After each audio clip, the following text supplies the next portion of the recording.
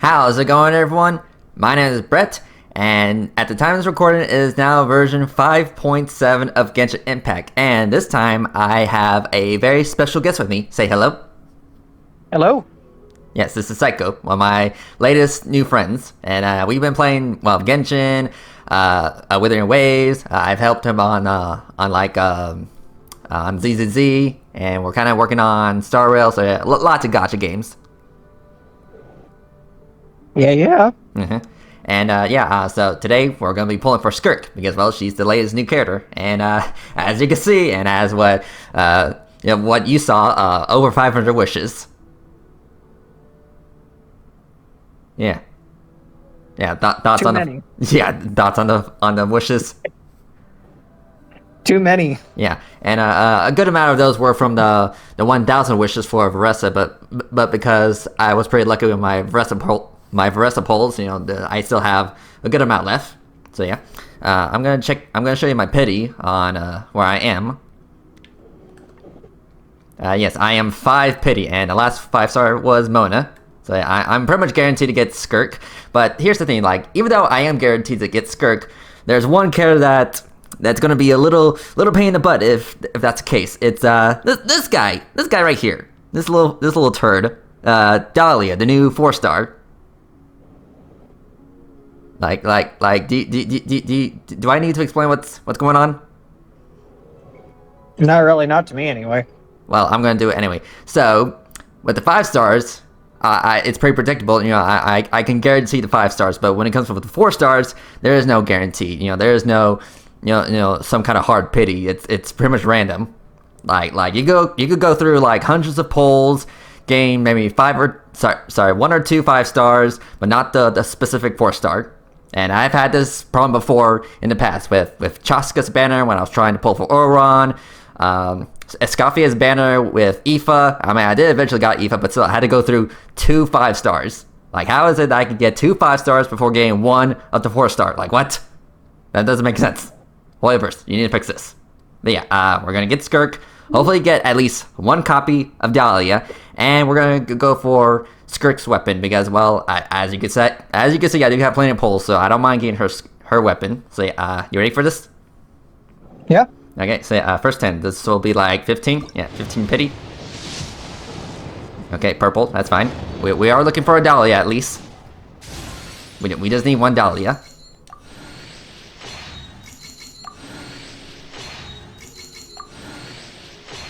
Are you crossing your fingers?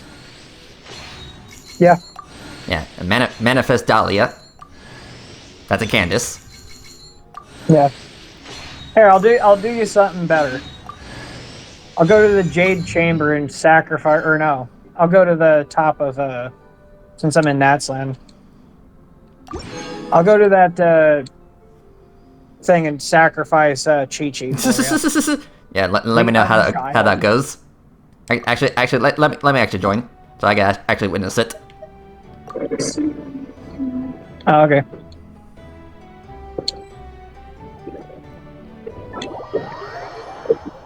Yeah, a bit of a detour. Yeah, we must sacrifice a child in order to get at least 1 Dahlia. Oh, Alright, give me yeah, one second you're pretty here. high up. Yeah. Yeah, I went to the tallest thing I could find. Where is the unchild? There's the unchild. Alright, you ready? Uh-huh. Sacrifice a child. Oh, there she goes. Whee! Holy shit. Oh, I missed. She gonna be falling for a second. Yeah. I missed the lower one, so she gonna be falling for a hot second.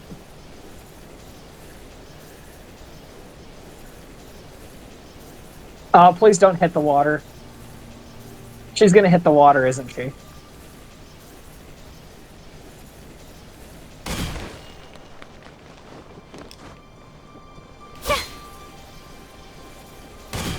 Okay, well, the sacrificing of the unchild did not go very well.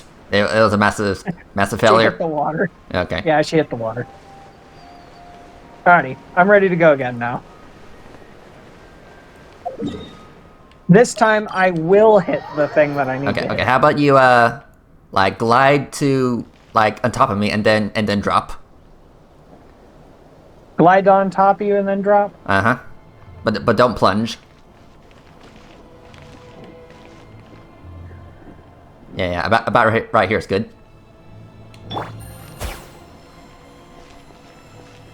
Alright, I gotta look out for the dead child. This is so wrong. There comes the unchild.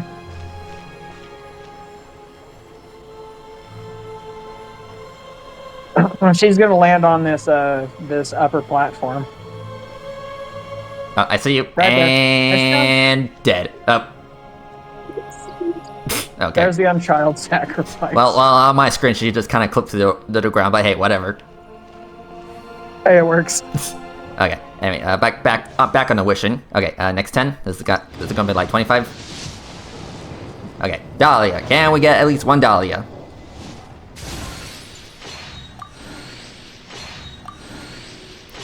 Dahlia.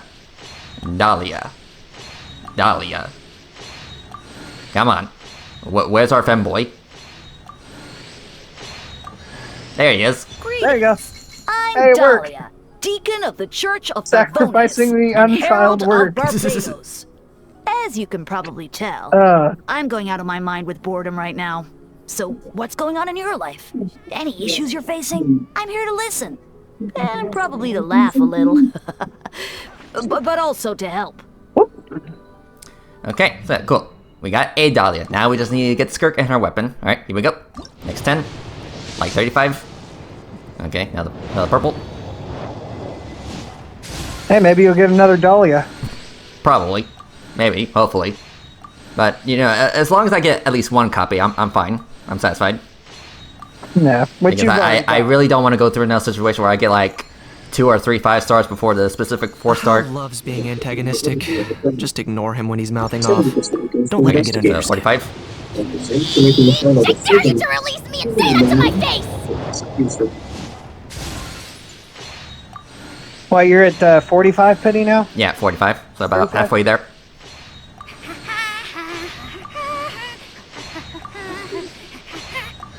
Okay. That's C1 Dahlia. Oh, there you go. Heck yeah. Shut up, a The how. world's a whole lot easier with a few different identities to choose from. Need me to come up with some for you? Okay, 55.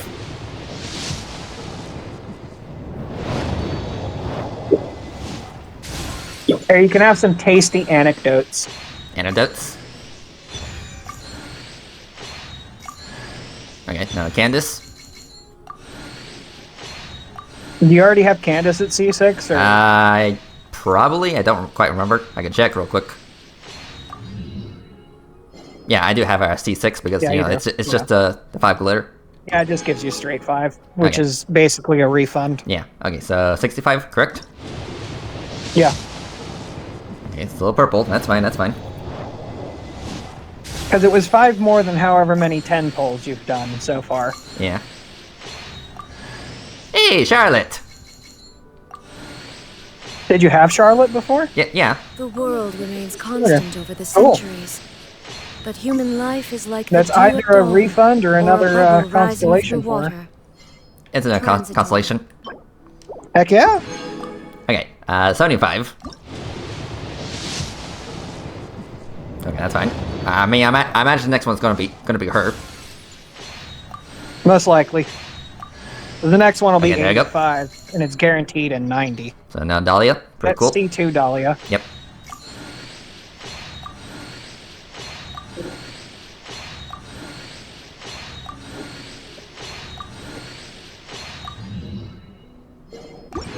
Alright, so next 10. Yep. Okay, yep, there she comes. And this is a guarantee because the last 5-star was Mona. Yep, there she I is. am Skirk, disciple of Sirtologi. Heck yeah. Foul. You've proven your strength to me along your journey, and earned the right to speak to me as an equal. Now, let me witness how your fate unfolds. Yeah, look at her. She is beautiful. Kind of reminds me of Jingliu from Star Rail. Yeah, like when I first saw her at the end of the Fontaine arc, I was like, whoa, she looks someone straight out of Star Rail. Inactivity serves no Yeah. purpose whatsoever. Oh, and a Diona.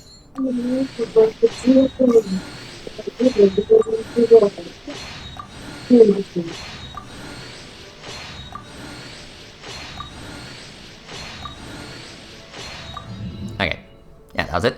Okay, and now for the weapon. Now, I don't normally do a whole lot of weapon banner pulls. I mean, the last one was obviously Varessa because, well, you know, I love her. But this time, I actually do want to get her weapon because she's not from this world. It would be kind of weird to give her just a, a Genshin weapon, essentially.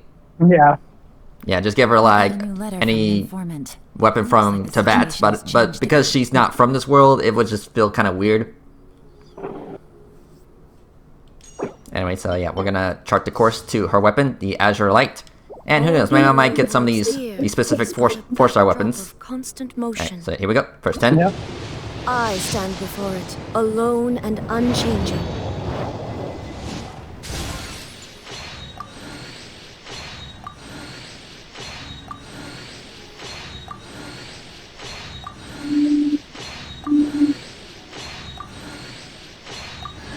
Okay. Yeah, there you go. I got the... How do you pronounce that? Zyphos Moonlight. A whole lot easier with a few different Yeah, that's my first Moonlight sword. Need me to come up with some for you? Okay, so 20. The world remains constant over the centuries. Yeah, apologies for the background characters. Or a Give it to him bubble early. rising through water. Transitory.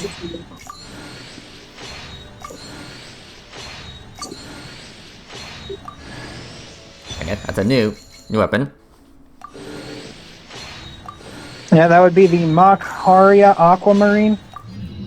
Alright, At cool. least that's how I would pronounce it. Uh-huh. Yeah, now I just need the catalyst. Alright, next one. Good roll. All right, maybe I'll take So it's like one 30. day off and knock out Yep. the rest of the work once I'm feeling up to it. 310 pulls so far. Ah, yep, there you go. Cool. Oh, there you go. Okay, so I got all the weapons from this banner. All the 4 stars. Yeah. Now I just need her weapon. Now, of course, there's a possibility of getting like Shenhe's weapon or any of the standard weapon banners. Yeah. Alright, so next 10. Do you have Shenhe? Yes. Getting Shenhe's weapon wouldn't be too bad if you don't already have it. Yeah. Oh, hi, Candace. Inactivity serves no purpose whatsoever. Like, Woo, got what Candace. what are the odds? Not very high.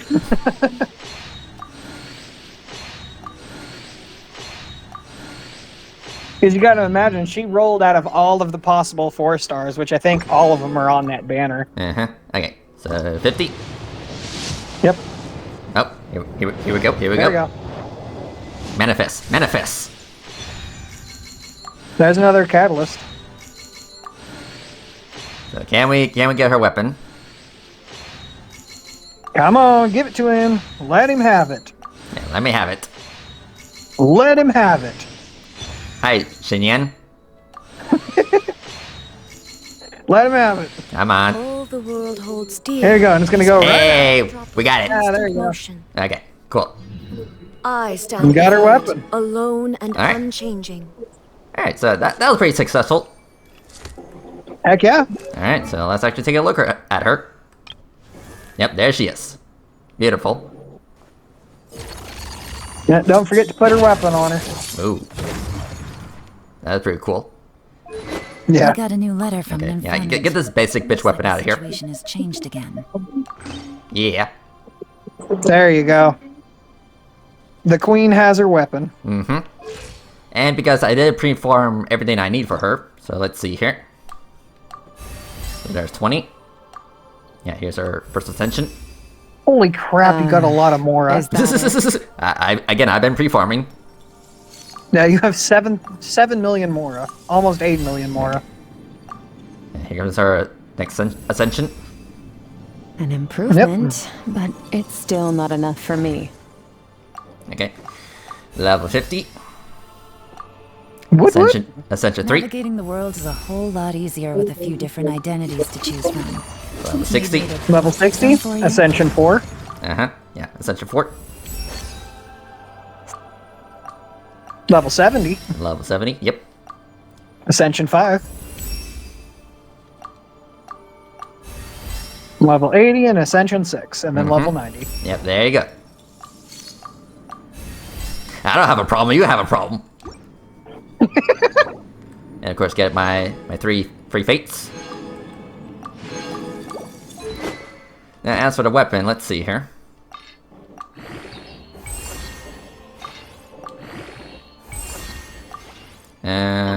Okay. I mean, I guess to be fair, like, I wasn't entirely sure if I was gonna get her weapon or not, but, you know, since I did got it.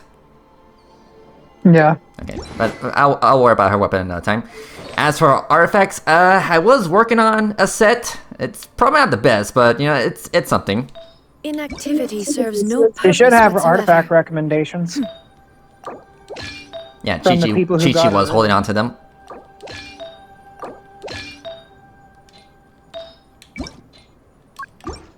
Okay, yeah. Okay, so this is what I got in mind.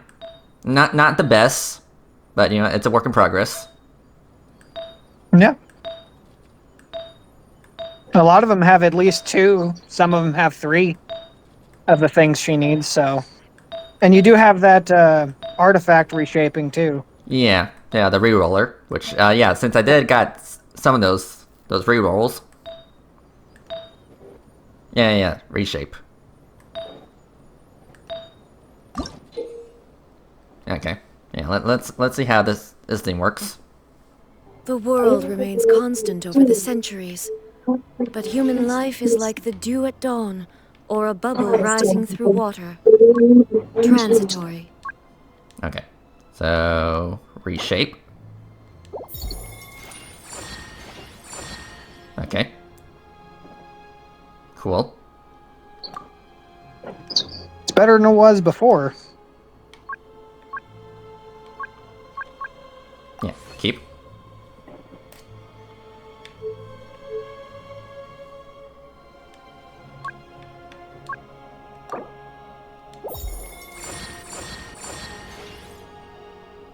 Oh, that's even better. You got 1 on the crit rate that time. Okay. Yeah, I pretty much took away all those defense rolls. Yeah, all except for the 1. I mean, it's fine. I can always get more in the future.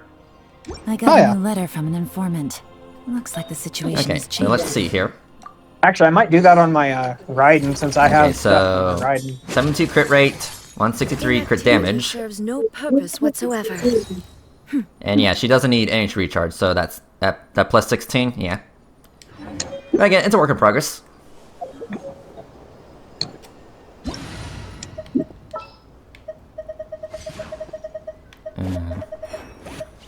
Yeah, need to find her. There she is. Okay, yep, there she is. Cool. Yeah. Alright, I'm gonna reshape the one on my Raiden. I'm very satisfied about this, and I'm very happy about this.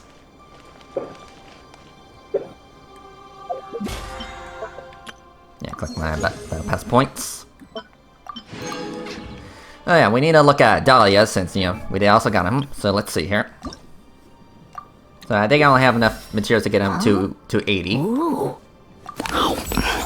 Yes, popcorn. I have been rewarded for my faithfulness, but I will continue to pray because our God is still watching us. Mm-hmm. Yeah, Lord Barbados himself, the drunkard.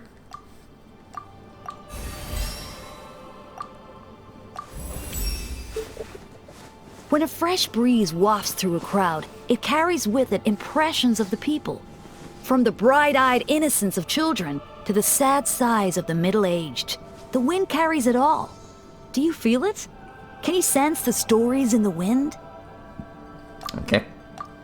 Level 50, yeah. Huh? Ooh.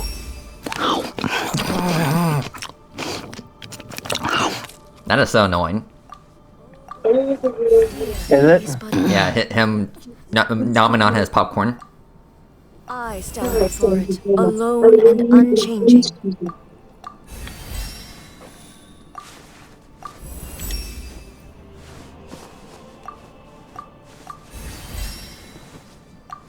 Okay, yeah, that's as far as I could get him. I guess while I'm lagging in the gemstone department. So Yeah. he is a sword character, so what should I give him? I mean, honestly, I don't know what to give him. I mean, my priority was mostly Skirk. Serves no purpose whatsoever. What is it? What does his skills look like? What are they all based on? His talents. Okay, so let's see here. He does Hydro AoE. The abyss is like the world. I know this is like a shield. It's always there. Okay, based off of his max HP. Max HP, so they'll need HP on something. Okay, well, I don't know if I have an HP weapon on me. I don't even think you can roll HP on a weapon, can you? I mean, I know there's that one Attack on Titan looking weapon. Yeah. You could always give him energy recharge. Yeah, I guess energy recharge would be nice too. Yeah, I'll give him this. Favonius. Makes sense. Where do we come Oh yeah, from? the loadouts. And where are we going? Yeah, he is now C2. Yep. Okay, yeah, claim my fates. Yeah, I'll worry about his build another time. But yeah, Psycho, thank you for witnessing this wonderful moment. You're welcome. So I will definitely do, you know, the quests another time. But yeah, I'm gonna stop recording real quick. So I will see you guys in a bit. All right, and I am back. So it's been almost a week since I did my Skirk polls with Psycho, and yeah, today we are actually gonna do her story quest finally. But before we actually get into her quest, I want to do something that I've been waiting for quite some time. So we are gonna triple crown my girl Veressa. So yeah, let's do this. I got all the materials I need. So here we go. Yeah, there goes her normal attacks, and then we'll do her skill next. Yes. And now her burst. Nice. Definitely expensive, but hey, you know what? Worth it. She's my queen. Alright. Alright, so let's see here. Yes, in this episode, we are gonna do Skirk's story quest. So yeah, let's do this. Let's view. Yes. Whispers betwixt stars and night. So yeah, let's begin. Get quests.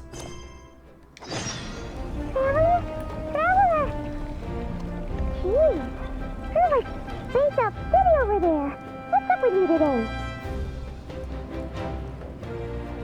You feeling okay? We've been traveling all over lately, so maybe you've come down with something. That's it. We're getting Baiju to check you over. I mean, shouldn't we get Baiju to check on you too? I mean, you sound a little different. Are you going through puberty or something like that? But all joking aside, yes, Paimon in fact does have a new voice actor. So gone are the days of Karina, and you know we got a new actor. Don't know who they are yet, but I'm sure they'll be announced soon enough. But yeah, it's definitely gonna be interesting listening to new Paimon. But you know she's here to stay, at least for now. And yeah, we're just gonna have to get used to it. But yeah, let's do this. Fearless. Yeah, I am definitely proud of my Skirk.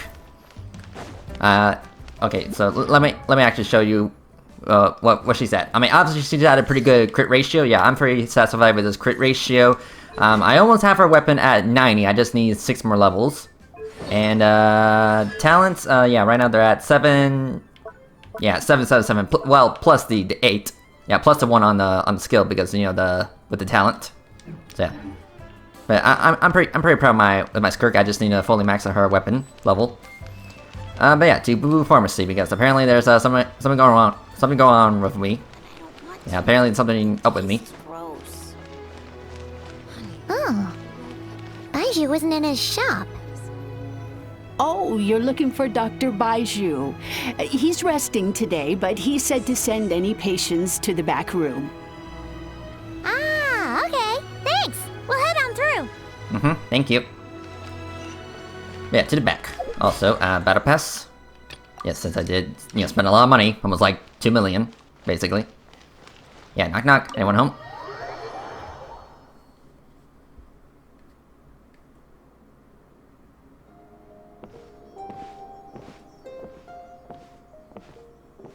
Traveler, Paimon, welcome. What can I do for you? It's the Traveler. She looks absolutely beat these days. She has these huge, dark circles around her eyes, like she hasn't slept a wink. Have I really been not sleeping well? And she keeps spacing out. You have to call her name several times before she snaps out of it. What do you think it is? Is she sick?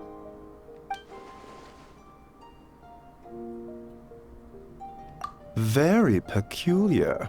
In all the time we've been acquainted, this is the first time you've come to me with a health complaint. Come, let me take a look at you. Yeah, I think this might be a first.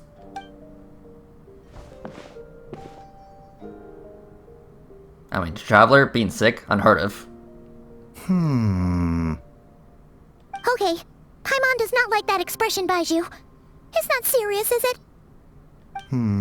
Complexion is good, eyes are clear, breathing is steady, pulse is strong. Physically, you appear to be in good condition, Traveler. In theory, your energy level should reflect that. You should be feeling right as rain. And yet, I do feel like something is off. Hence my concern. A clean bill of health is usually a good thing, but in this case, it likely means your situation is more complicated. Physical illnesses come with detectable symptoms that can be used to diagnose, medicate, and cure the condition. But afflictions of a non-physical nature, they fall outside a doctor's realm of expertise.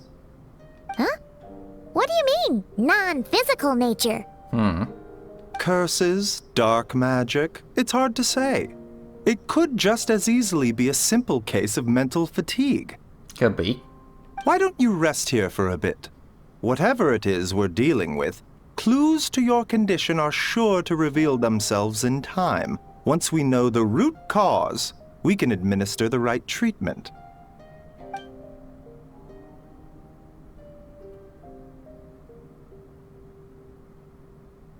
In the meantime, Changsheng and I will review the relevant literature for afflictions that present with mental fatigue.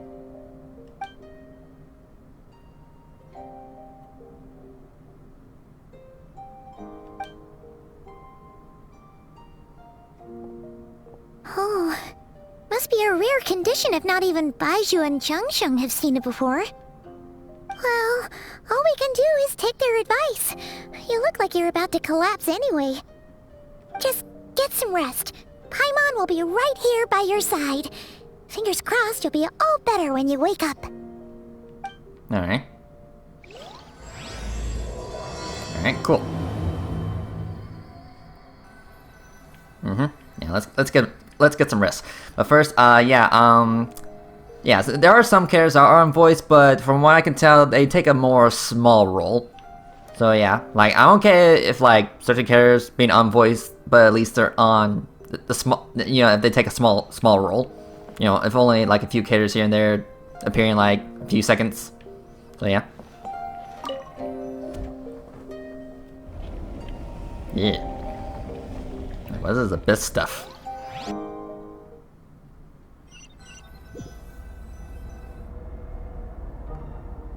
Yeah, where am I?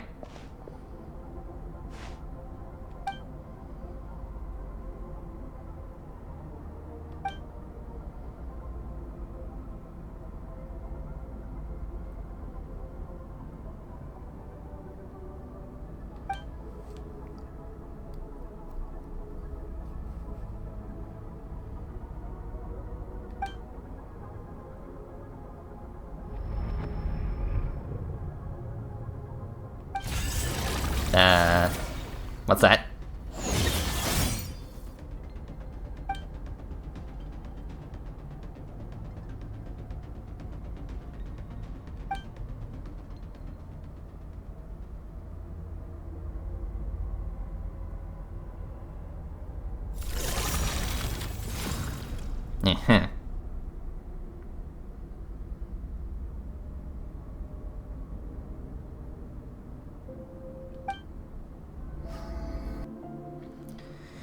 Weird dreams.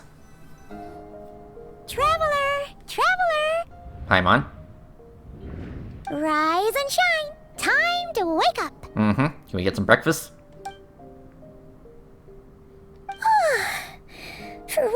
You're making Paimon look like an early riser.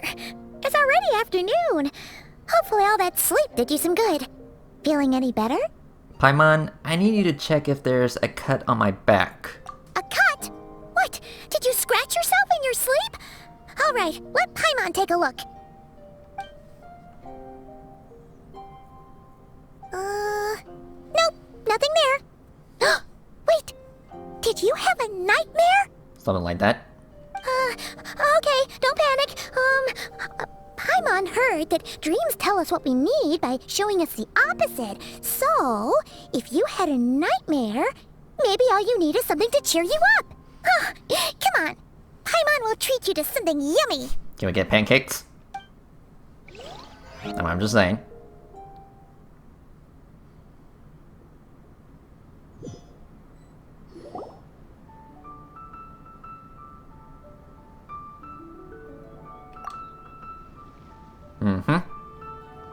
What? So, in this dream, you were trapped in a weird place with thick fog everywhere, and then a spike came out of nowhere and stabbed you in the back? Oh. Okay, well, that's a new one. Are you sure it was a dream? 'Cause from the way you describe it, it sounds like you were really there. But then again, you woke up right where you went to bed. And you were definitely in a deep sleep this morning. Maybe it's just a very weird dream. Then, it's decided. Paimon will stay up and watch over you tonight. If anyone tries to mess with you, Paimon will beat them up. You beating people up? Yeah, I don't see that happening. Or, wake you up first and then we can beat them up together. Yeah, I thought so.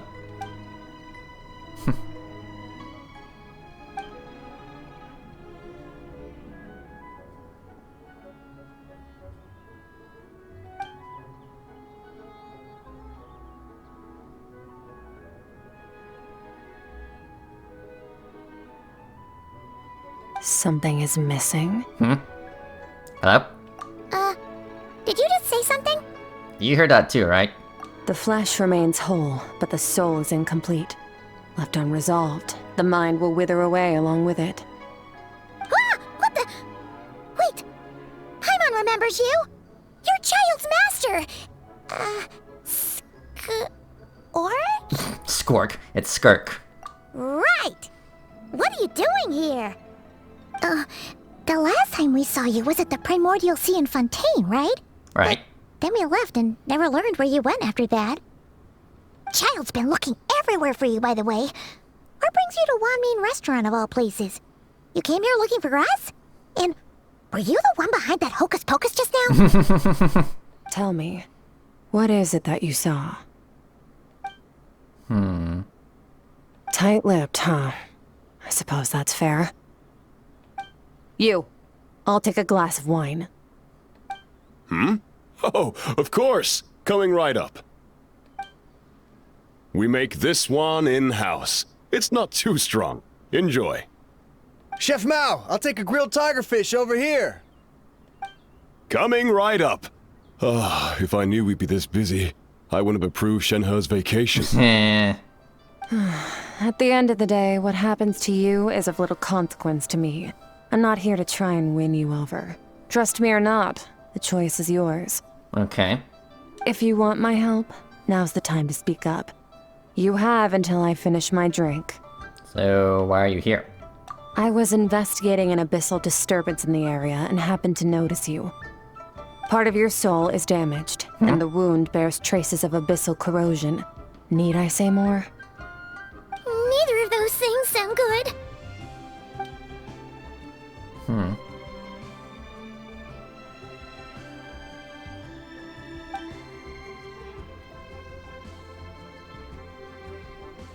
Well, should we trust her? What do you think? She mentioned an abyssal disturbance. Maybe that has something to do with what's going on with you. But we could always find a different expert on the abyss to help us out. Not on short notice. Yeah, and that thing she said about your soul being damaged is scaring Paimon. Definitely something we should fix sooner rather than later. Yeah. Skirk's an interesting one, that's for sure. But from what Childs told us, she doesn't seem evil, at least. 1, 2, 7, 10. That'll do. Alright, 10 more. Well, have you made up your mind?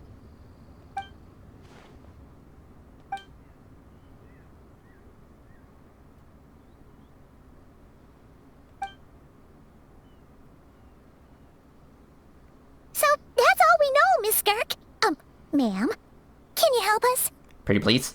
So, you couldn't disperse the fog. I understand. Come find me in the Gwali Plains when you're done here.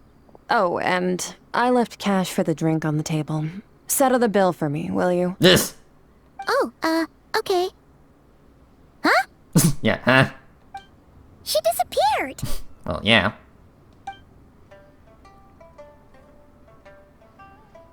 Wait, hold on. You overpaid. Here's your change.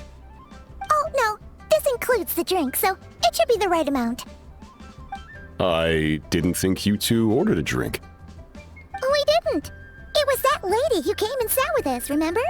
You brought it out to her yourself. You sure? I could have sworn there were only 2 of you at that table. Wait, you already forgot about her? What? What'd you put in their dish, Chef Mao? Some kind of hallucinogenic mushroom? You got them seeing things. Seeing things? Wait, so neither of you noticed her? Young lady? About this tall? Wearing a purple dress? She ordered a glass of wine! Oh, now you mention it, that vaguely rings a bell. And it looks like I did open the wine jar, so it must have just slipped my mind. In any case, that settles your bill. Come again soon. Coming! Okay, what was going on there? It's like they didn't remember Skirk being there at all. Yeah, it's so weird. Even Paimon was half convinced we hallucinated the whole thing. But that Mora she left for us was definitely real. Yeah. Oh, this whole situation is giving Paimon the creeps. But anyway, she told us to head to the Gwali Plains, right? Let's not keep her waiting. Yeah. I bet she says Tata doesn't like being kept waiting.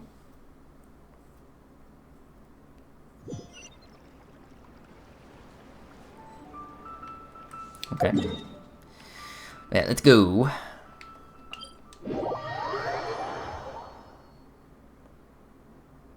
Okay. Feel this.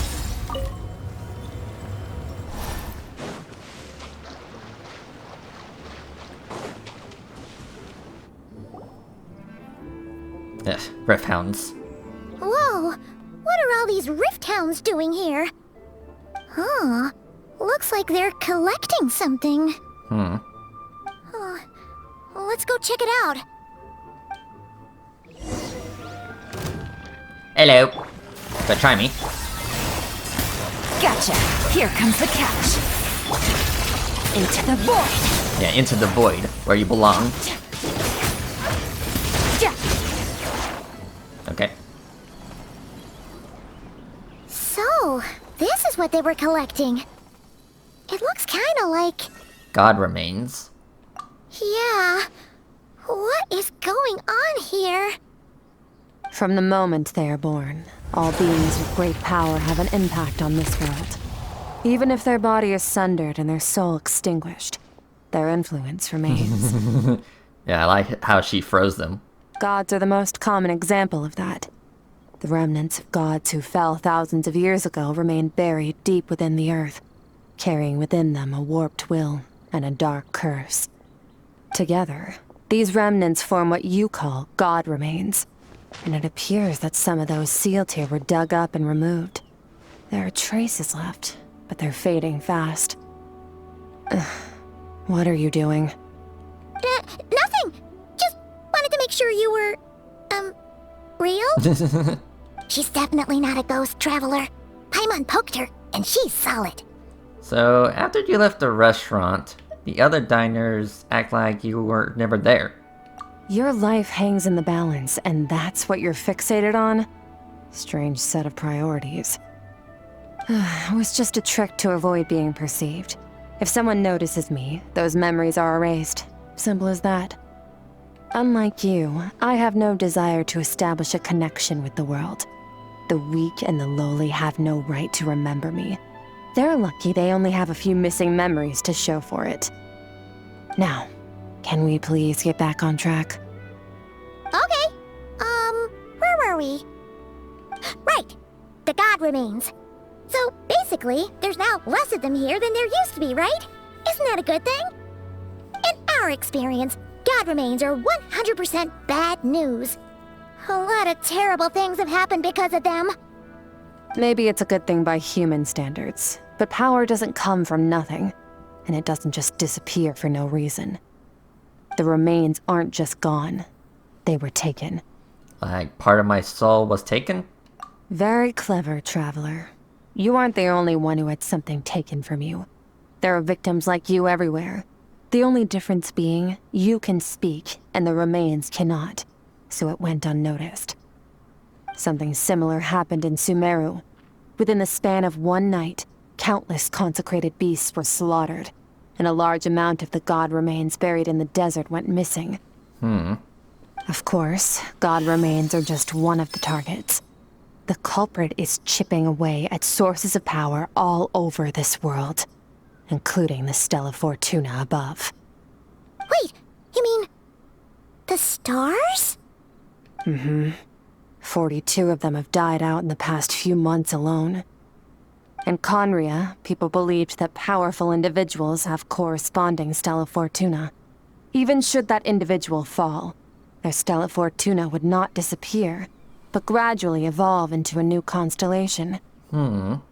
Yet now, stars are disappearing from the skies entirely, and it's not hard to deduce what's happening to the power they contain. Something has been leeching power from this world like a parasite steals nutrients from a host. And now, it's no longer satisfied with the remains of the dead. It wants you. Me? This time, it only took a fragment of your soul. But next time, there's no telling how far it could go. But why me? No one knows. All I know for certain is this. Getting back what you lost will not be easy. Considering how much power this entity has stolen, it must be a god-level being by now at least. But that's not the real concern. Souls are fragile things, and yours could easily be crushed if you go up against it. So you're gonna help us, right? Yeah, right? We're going to help each other. You are my ticket to uncovering this thing's true identity. Well, great! You seem super strong and you know a lot about the Abyss, so Paimon will take it. Thank you. Don't get all mushy on me. All I'm doing is helping you get back to normal after a sudden crisis. Okay. And I should warn you, getting mixed up with me can have unforeseen consequences. We're on very different journeys. You don't want to be in my debt, trust me. I mean, I've been in plenty of unforeseen consequences plenty of times before. You help me uncover the truth behind this entity, and I'll help you recover what you lost. This is a transaction, that's all. You would do well to remember that. Now, come along. Okay. Yeesh! You'd think she'd be a little friendlier since she's agreed to help us. But nope, she's just like when we met her in the Primordial Sea. So cold. Ice cold. Well, whatever. If that's how it's gonna be, then she doesn't deserve our friendship. What she does deserve is a super embarrassing nickname. No, Paimon, don't do it. I think it would just piss her off. Ah, Paimon's got it. Frosty the Lavender Melon. Serves that Ice Queen right. Really? That's the best you could come up with? Anyway, the important thing is that we get that piece of your soul back. So, let's follow her and see what sort of plan she's got. Okay. Alright, into the Abyss. This should be fun.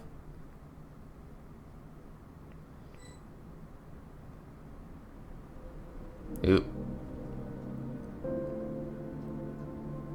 Whoa! This place is way bigger than Paimon expected.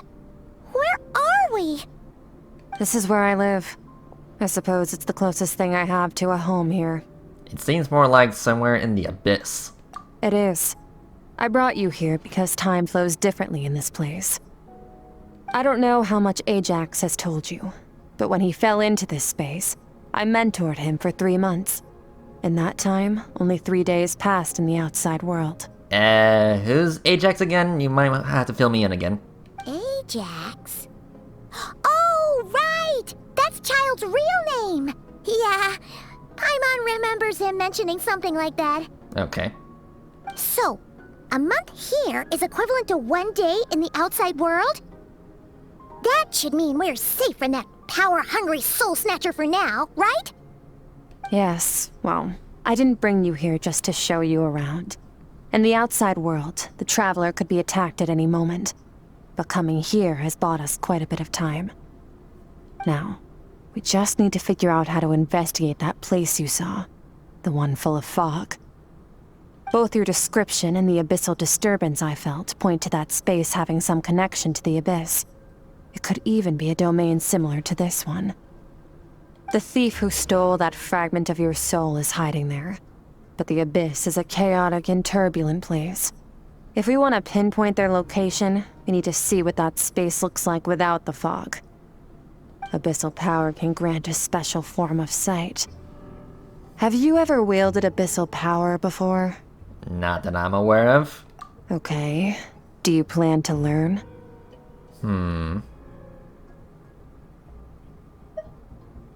I mean, I'm kinda at odds with the abyss. That tracks. All the information you have suggests the abyss is something sinister, and that abyssal power is a wild and dangerous force that always spells disaster. And you're saying that's not true? Depends on your perspective.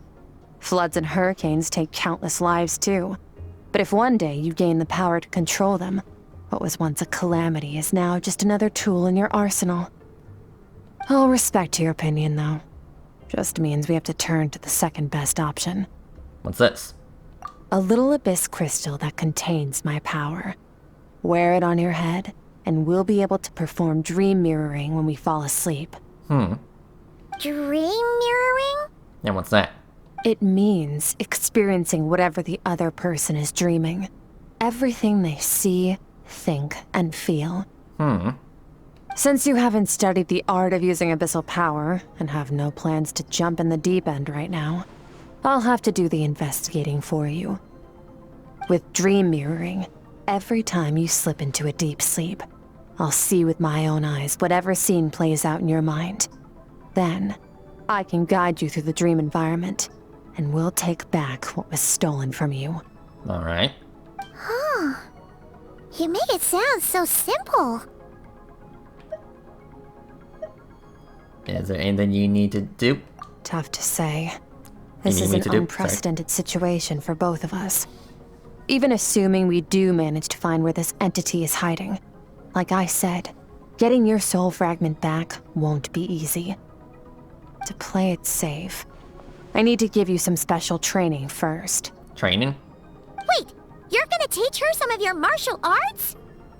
Does that mean the next time we see Child, we have to treat him like our senior? Do as you want.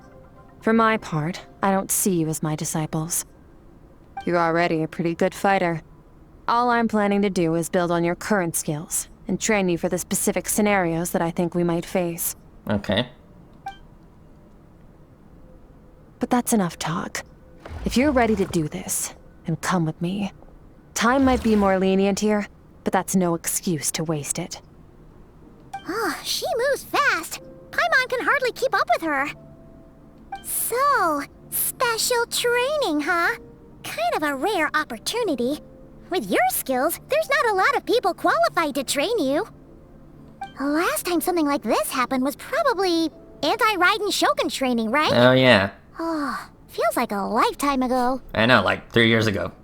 Skirk seems pretty strong too, though. Remember how she said that the all-devouring narwhal was just her master's pet? Maybe we really will learn something here. Yeah, maybe. Okay. But yeah, this is the abyss, huh? Or at least a part in the abyss. It's very purple. Okay. But yeah, special training.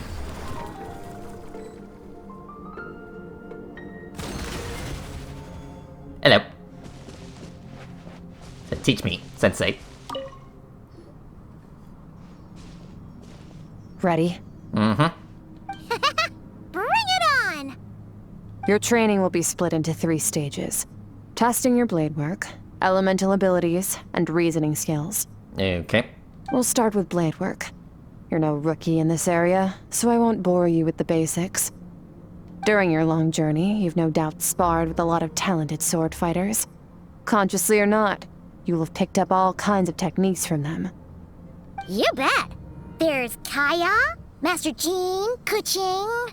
Oh, and Kazuha, Ayaka. Yeah, we've met sword masters like you in every nation we've been through. Yep. You sparred with a bunch of them too, right? Nice to know it's all gonna come in handy now. Don't get too smug. In sword fighting, techniques alone are not enough. You need a cohesive system to bring it all together. A style or school of fighting. To use the human body as an analogy, your style is your skeleton, the foundation, the framework.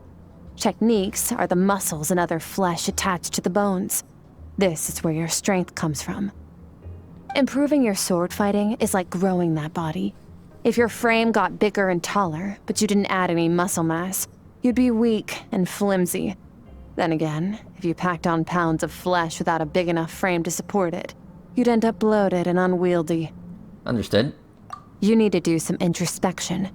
Take a good, hard look at your past experiences and figure out which parts of what you've learned are just techniques, and which parts can be used to form your own system of blade work.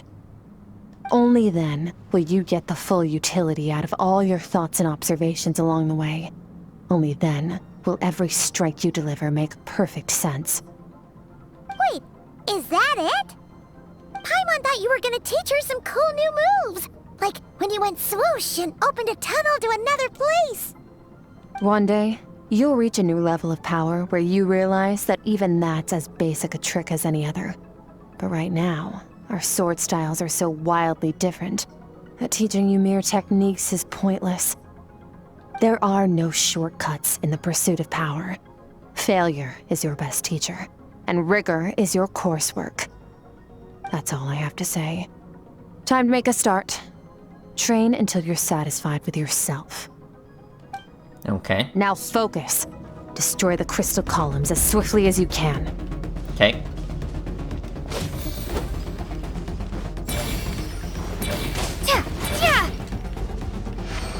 Okay, that was easy. Yep. Yeah, there's a little bit more.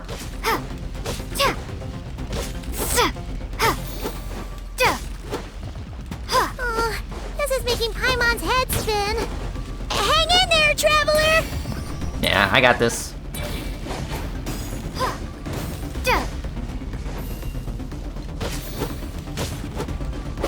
So, wait. Am I reading that correctly? 900? Are you kidding me? You can't expect him to destroy all 900 of them, right? Oh boy. Okay, yeah, time jump. Yeah, almost there. There's a few more. Oof. Jeez, yeah, how long did that took me? Okay.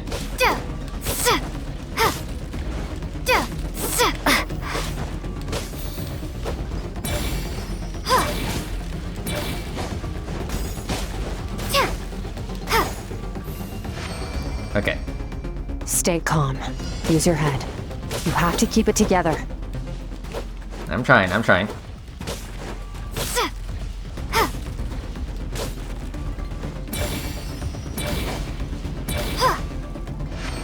Okay. Yeah, 47. I mean, at least it's not the 900.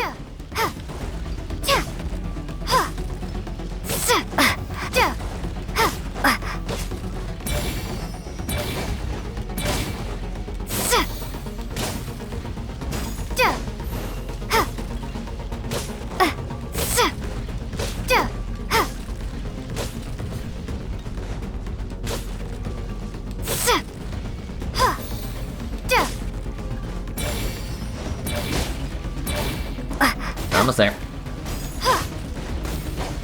Okay. Are we good?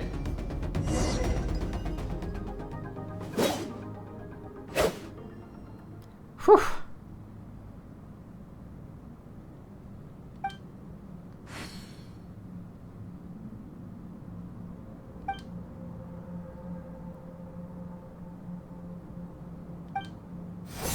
This moment will be frozen in time.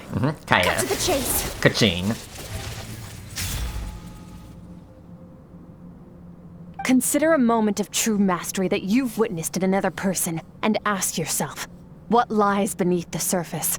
What's their guiding philosophy? What's their state of mind as they maneuver their weapon?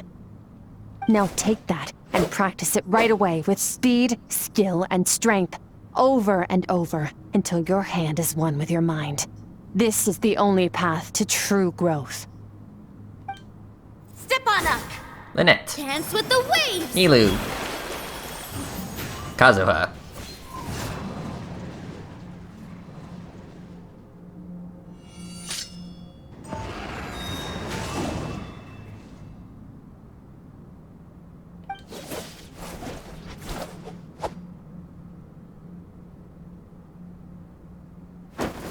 This is...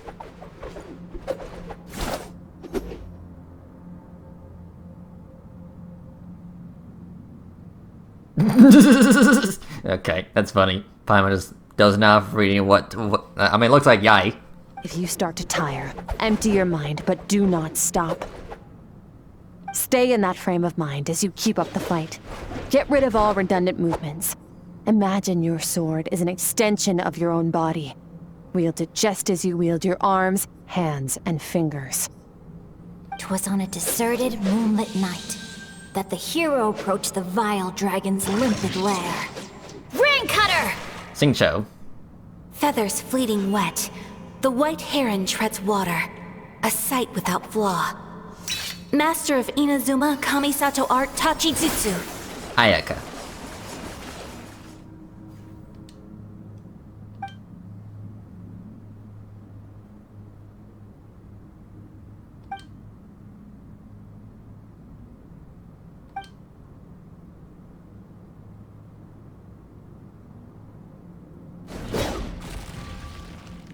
Okay.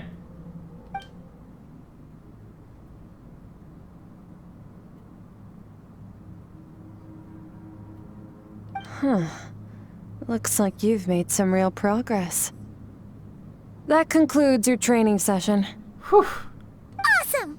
Paimon knew you could do it! I'm a badass. How do you feel?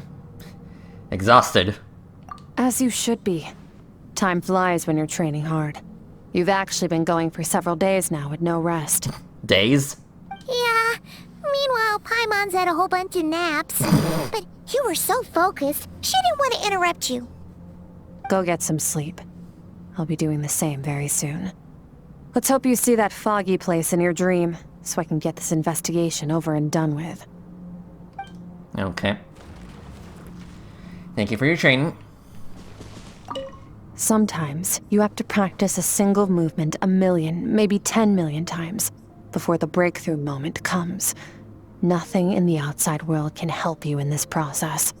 The most important thing is to remain patient. Okay. Okay, well, I guess I'll go back to camp and rest.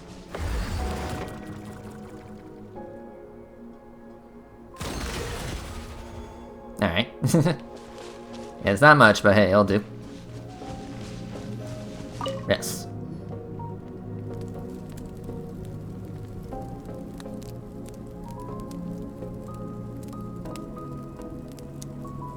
Alright, it's kind of like an Akasha.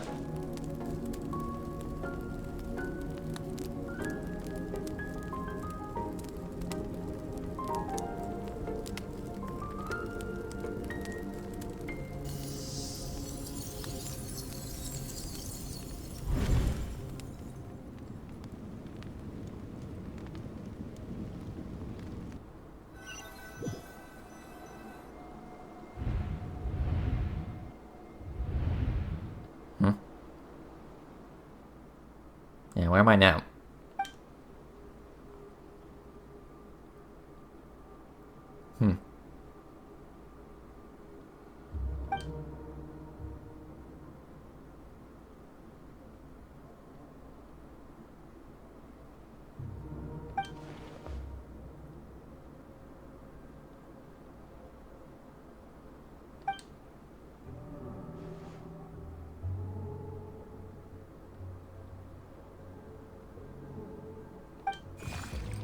Oh, hello.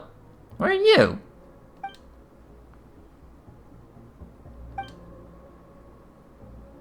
Okay.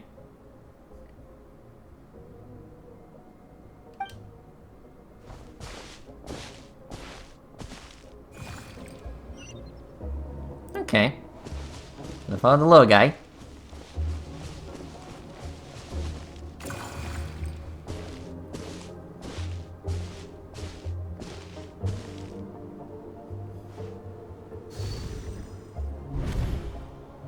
Okay. Skirk, why are you skipping classes again? We've talked about this. 'Cause he's a crabby old man, and he's a boring old man. I don't like going to his classes. Excuse me. You shouldn't talk about your teacher like that. It's very disrespectful. All right, let's not get into a big fight about this. Skirk's learned what she needs. There's no point forcing her to sit through more classes if she doesn't want to be there. But I'd still love to hear about what you got up to yesterday. Why don't you tell your dad all about it? I went diving, and I saw this huge fish. I never knew they could get that big. It looked kinda dumb, though, with that stupid big fat head. I tried to shake its fin, but it just spat water at me. Oh, and today, I'm gonna go to that prairie up north. There's supposed to be this giant bird there that can spit fire. I bet if I climbed on its back, it could fly me all the way to the stars.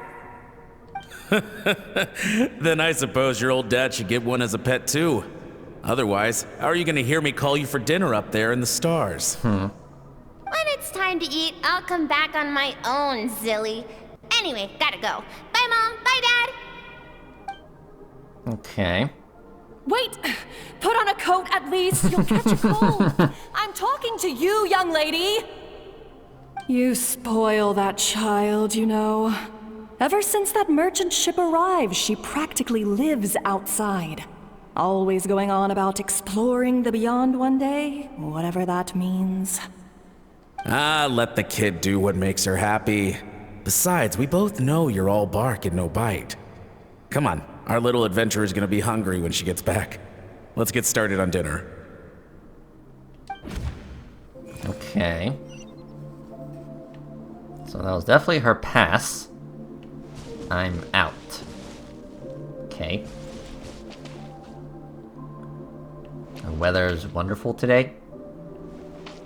Okay. Oh. Okay, The flashbang. stars shimmer high above. But what lies beyond the stars? Mountains as far as the eye can see? An endless snowy plain? Or maybe buildings taller than the sky, like the people from the merchant ship said. I can't be the only one asking these questions. The universe is fascinating. If only I could meet some other people like me. We could set sail together and explore every corner of the world. I'm sick of being a kid. There's so many amazing things out there, and I'm ready to see them all. But for now, I'm starving. Better get back.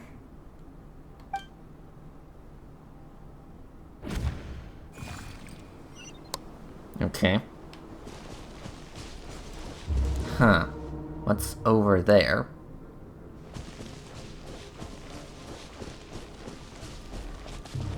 Something's going on.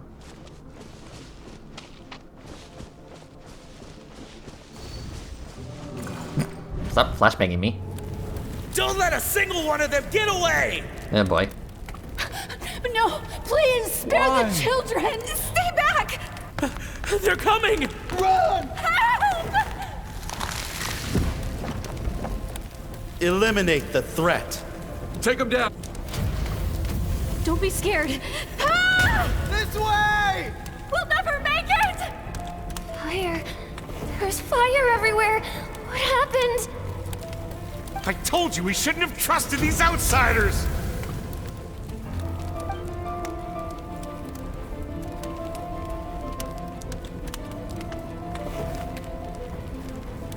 Why are you doing this? What did we do to deserve this?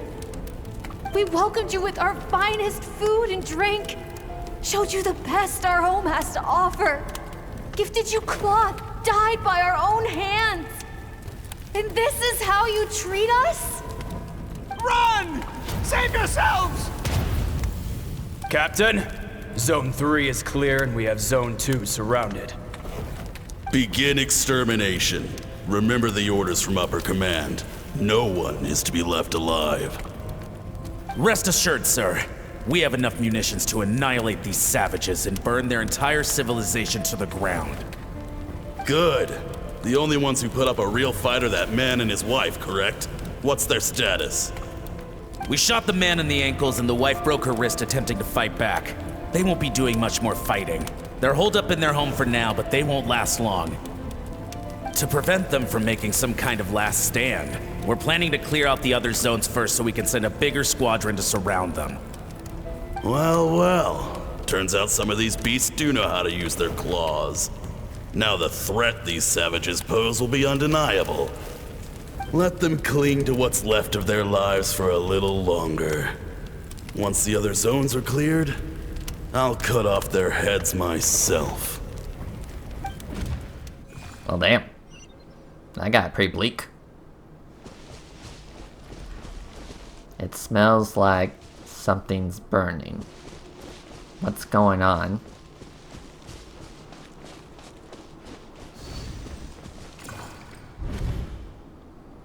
Dad? Mom? Skirk, you're all right? Thank heavens. I'm so happy to see you, sweet girl. But you need to go. It isn't safe here. They'll be back any second. What happened? You're bleeding a lot. Dad?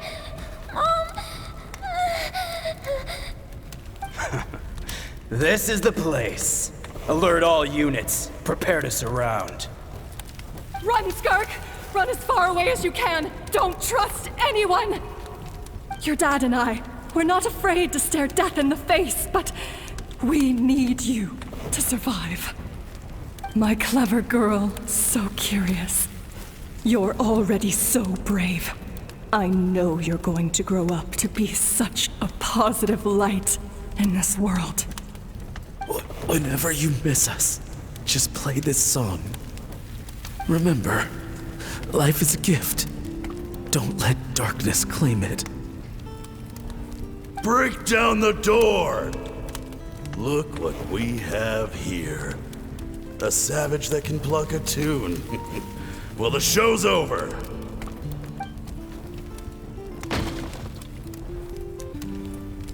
You! Stop singing! Shut it! I said shut it or I'll make you! Fine. Have it your way!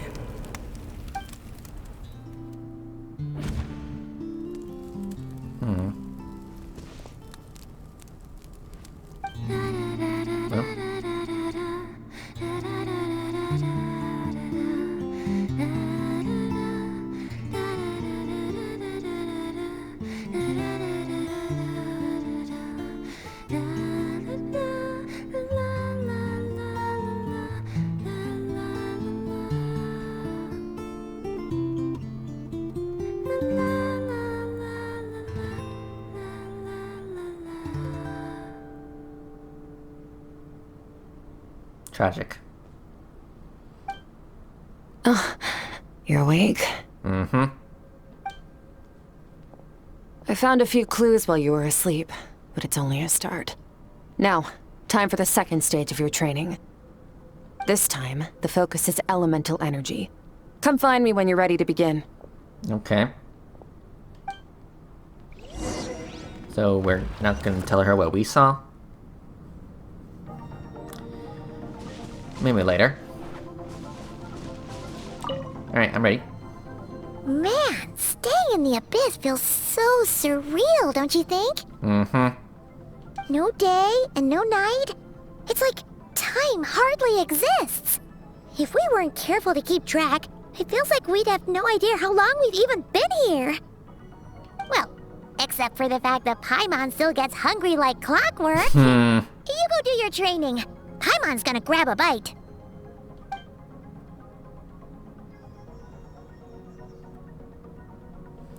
I'm ready to start. The way I see it, the pursuit of power is divided into 3 stages. The first is mastering the use of standard weapons. Next is learning how to harness natural energy. And after that, you're free to challenge even higher dimensions. The natural energy of Teyvat is, of course, elemental energy. But that's not my area of expertise. I draw from a different source of power. A different source of power? Abyssal power, yes. Also known as the power of the Void Realm. My master, Sertologi, is a true expert in that area. After all, he was one of the group of 5 that infamously stole the all-encompassing power of the Abyss. An act for which the people of Conria gave them the epithet, the 5 Sinners. The elemental energy of Teyvat, on the other hand, is derived from the power of the Light Realm. These 2 forms of energy exist in direct opposition to each other. Suffice to say, there's not much I can teach you this time. But there's something familiar about the power you use. It almost seems related to cryo in some way. A keen observation, traveler. Call it respecting local norms. The Abyss stands in direct conflict with the will of this world. So, to make my life easier, I disguise my power to make it appear cryo-like in nature. It's a technique I learned from some Conrian ruins, known as the 7 Shifting Serpent. If you ever change your mind about delving into abyssal power, I can teach it to you. Yeah, I have the ability to purify abyssal power. So I've heard. You seem to have a knack for removing abyssal power. But is purification really what's going on there? Like I said, power does not simply disappear. What are you trying to say? Just thinking out loud. Let's focus on your elemental training. That's what's gonna help us if the situation gets tricky. True growth comes from adversity, but only if you make the choice to pick yourself up again every time you fall. So, it's time to push yourself to the limit, and then keep pushing. This is the only way to advance at pace. Okay. Use the power of Animo to clear the field as fast as you can. Okay.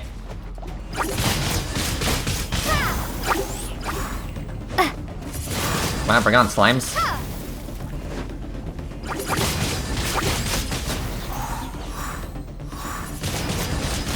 Windblade!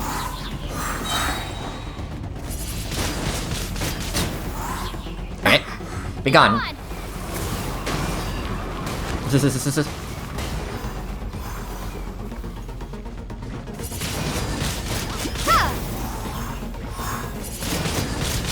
Windblade! Yeah, thank you for the quick cooldowns. Observe your surroundings.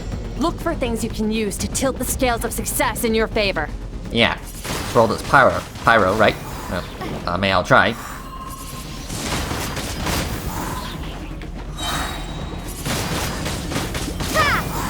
I keep absorbing cryo. Okay, Prepare to be blown away! There you go.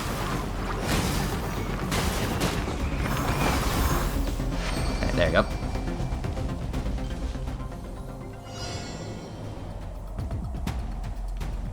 Okay. Use the power of Hydro to destroy the spikes. Alright, gotcha. Faster. Don't give them a chance to strike you. You need to be quicker than you were in your dream. You can't afford another injury like that.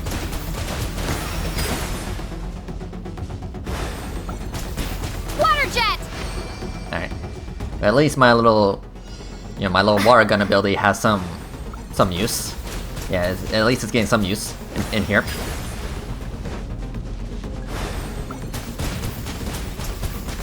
Ha!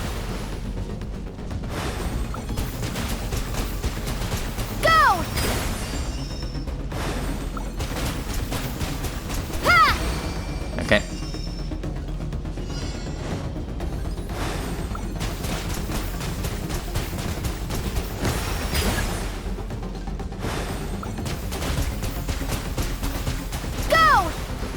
Yeah, just give me a hot 30 seconds. Water jet! Okay.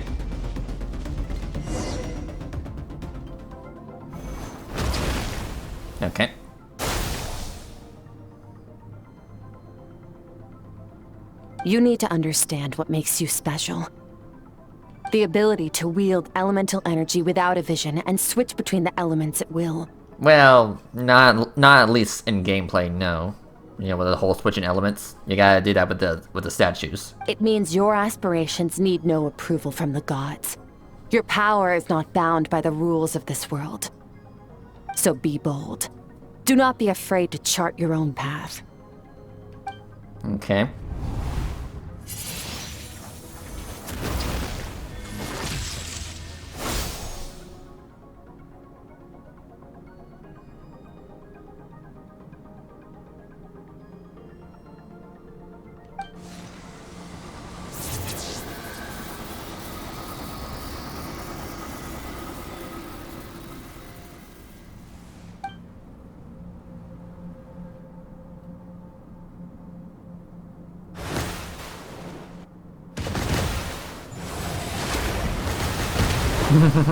Very good. It seems you've reached a deeper level of connection with the elements. Yeah, I'm exhausted again. Long enough for you to lose yourself in your training, which is a good sign. Relentless practice with the elements has drained all your strength, but it's also what allowed you to make progress. Get some rest. When you wake up, we'll proceed to the final stage of your training. Alright. Well, thank you. I mean, it would have been nice if Lumion can actually switch abilities on the fly, but no, you gotta do that with the statues. Which is not exactly all that convenient.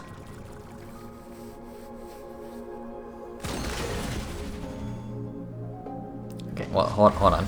I guess I did kind of forgot to talk to her. Okay, well, at least they gave me the option to go back. Okay, hello. If you wish to master the elements at a fundamental level, you must see the entire natural world. Nature in all its places and forms. That is part of what it means to be a traveler. Okay. Thank you. Like, I know it was just one line, but hey.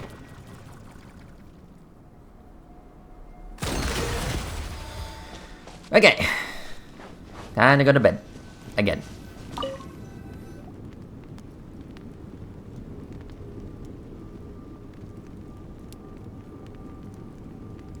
So I guess we'll be able to see more of her past tonight.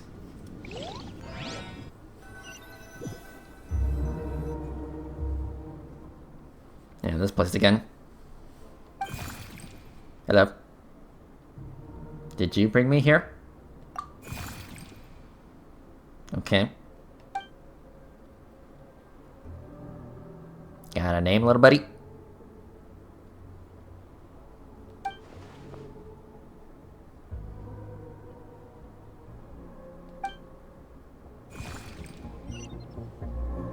Alright. Just following you. What is the secret to power? Longing. Hatred. Self-preservation. No. It is fear. Fear. The fear of losing those you love. The fear of watching your home burn. Fear of loneliness. Fear of death. Fear is the source of evolution. It forces humanity to adapt to their environment and overcome hardship. It is in the process of prevailing over our fears that we surpassed first ourselves and then the rest of the world. That fear is now part of you. It calls on you to evolve. And it is time to answer. Well, that's her master. Ow, it hurts. Daddy, mommy. I'm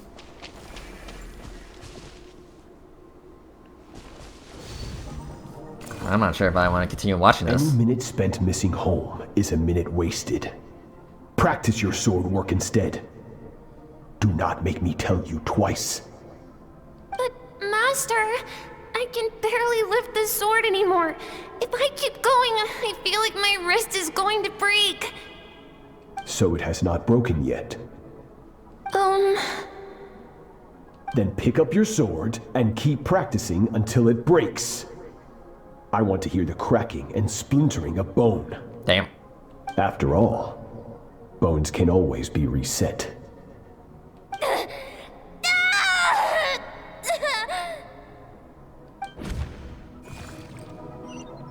Quite the teacher. I can't breathe. Everything's gone black.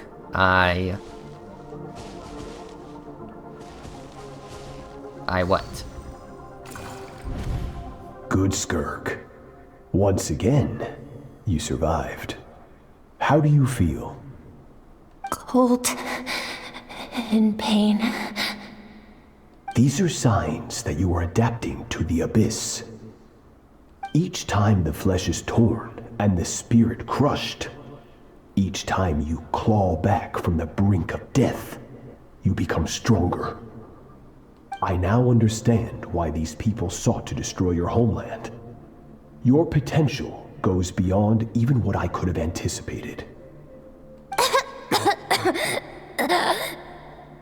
But you still have much to learn in your pursuit of strength. Your mind is rife with distractions. From now on, I shall show no mercy in your training. You must learn to shut out all the pointless emotion, crush the self that makes you weak, and become master over your physical form. Get up, Skirk. Wipe the blood off your face. Cut away the rotten parts of your flesh, and mend what is broken. Then take up your sword.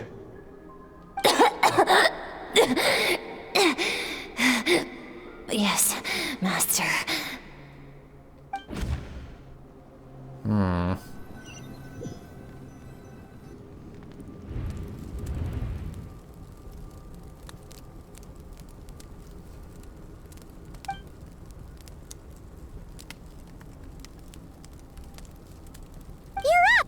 Hopefully you got some good rest. I guess. Skirk said to tell you that she's ready to start the final stage of your training whenever you are. So, want to head over now? Or did you want to wait a little?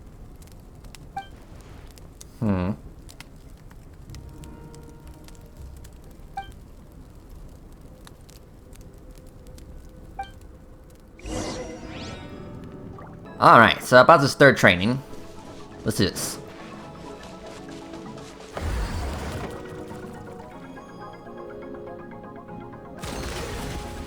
Hello, I'm back once again. From your training so far, you have gained better command of the sword, and more control over your elemental abilities. Thank you. That's only part of it. Experience is the real teacher. Your journey, the friends you have made, the dangers you have faced. These have taught you more than I ever could. Now, it's time to focus on how you react under pressure. You must be able to think rationally, even in unpredictable combat situations. To simulate this, I'm going to attack, and you're going to block. Okay. Ready? I guess. Yes. Not bad. That defensive stance looks near unbreakable. Just like your brother. Oh, that reminds me. You still don't know what happened to him, do you? And you do? Oop. Hey, no fair! That's cheating! Yeah. You think every opponent has the same moral code as you? You can denounce their deplorable methods all you want. But only if you live to tell the tale. The dead don't get to complain. Strong emotions will always arise in combat. Anxiety, anger, fear. But a true warrior is never at their whim. Only when you are free from the influence of emotion can you make the right choice, no matter the situation. Are you describing yourself? How amusing. Almost sounds like you think you know me. A little. But you don't. You can choose your own path. We are not the same. Let's begin. Try to use reason over emotion. Make the most rational and advantageous decision in any given moment. This is your final training session. Look alive. Okay. Same drill as before, but this time I'm going to interfere. Hold your focus.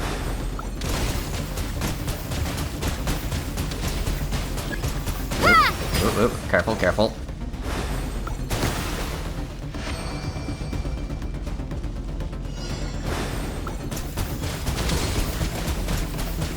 Water jet!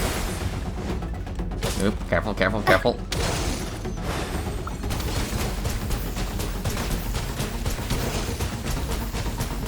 Water jet! Ah.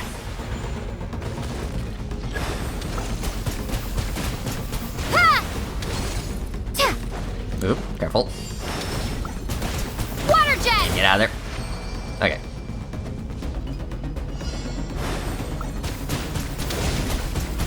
Water jet! Water jet!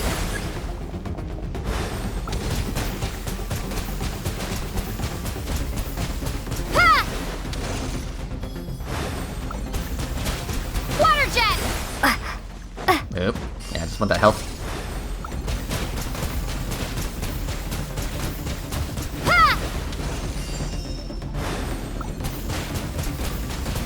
Not bad.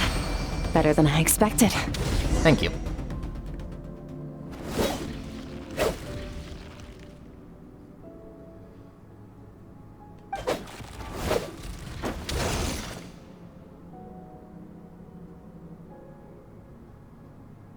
You're getting the hang of it.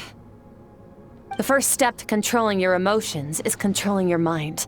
You want a unified train of thought. It all comes down to focus.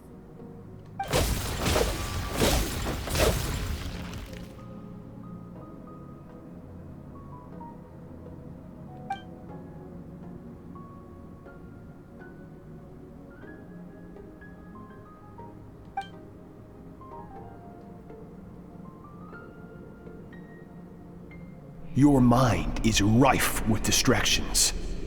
From now on, I shall show no mercy in your training. You must learn to shut out all the pointless emotion, crush the self that makes you weak, and become master over your physical form.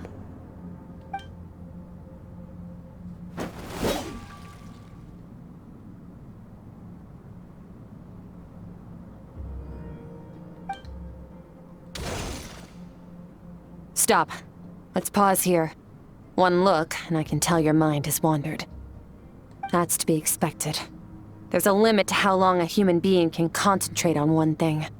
Staying calm and focused sounds simple in theory, but in practice, it's more demanding than sword work or elemental abilities.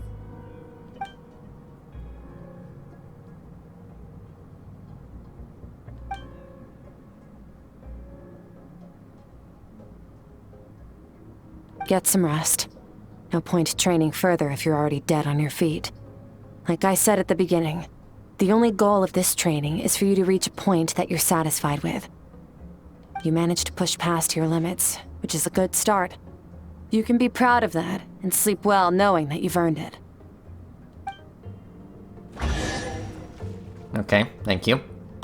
Warriors will train day and night to perfect their skills. But when the battle comes, their fate may be decided in a matter of minutes. One mistake, one moment of hesitation, and just like that, all their blood, sweat, and tears were for nothing. You need to push yourself to perfection, or you might not even live to regret it. Thanks for the advice. And the chest. Much appreciated. Okay.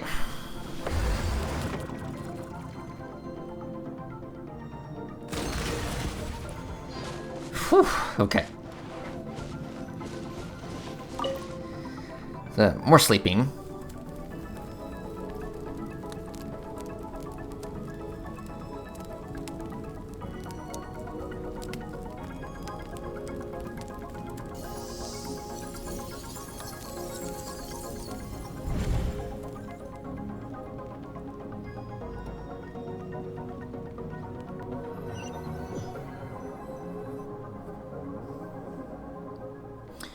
Alright, so what's next?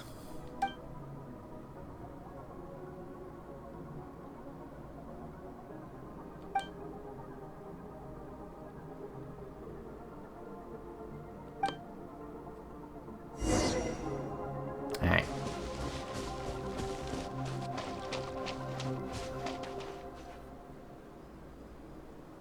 Skirk is amazing. She faced down that terrifying giant and cut its head clean off. Oh, she got hurt though, didn't she?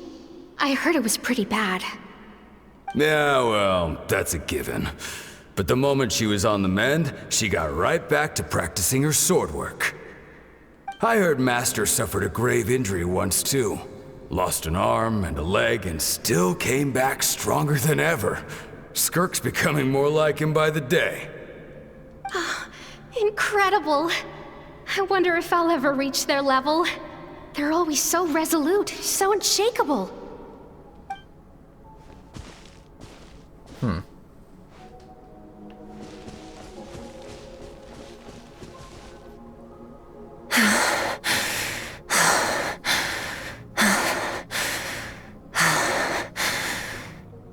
Pathetic. You're not even trying. You're so much weaker than you think. Skirk, have you become a positive light in this world?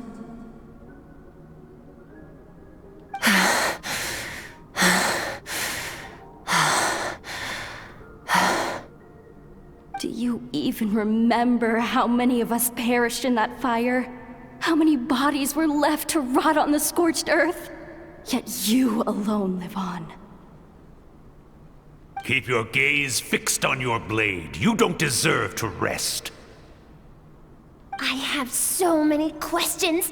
I just want to jump in a spaceship, explore the whole universe, and get answers from the stars.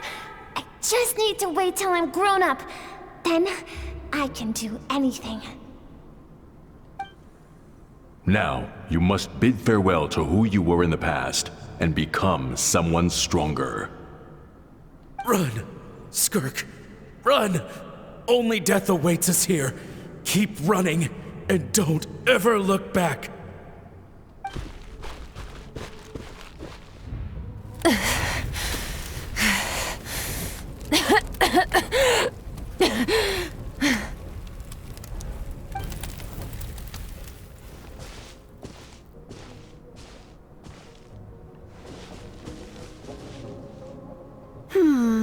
Let's see here. First things first, you need a new identity. Alice? Going around telling people you're from somewhere beyond the stars won't do, now will it? How about saying you hail from beneath the earth instead?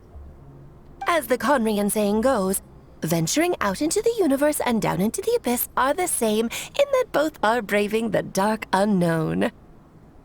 Well, I'm a visitor on this planet, so I'll follow the rules. Ah, splendid. That saves me quite a bit of trouble. Let me offer you a piece of advice in return, although it might not be what you want to hear. I know the pursuit of strength is important to you, but taking a moment for yourself every once in a while is never a bad idea. Ignore her existence for too long, and there will come a day when you can no longer hear her voice. Her. Okay, interesting. Okay, fish.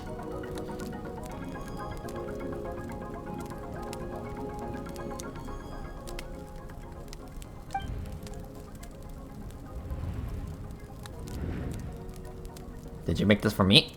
You're awake! Yeah, I am. You must be starving, right? Ta-da! A barbecue feast just for you! Yeah, I am definitely starving. Of course you are! That's why Skirk and Paimon got this all ready for you. Dig in, before it gets cold. You too. Ah, well, if you're around someone long enough, it's bound to happen. Plus, Skirk can cook. So, Paimon decided she can forgive the whole Ice Queen thing. Paimon's not one to hold a grudge. Here's an idea. let's save the chit-chat until after the meal.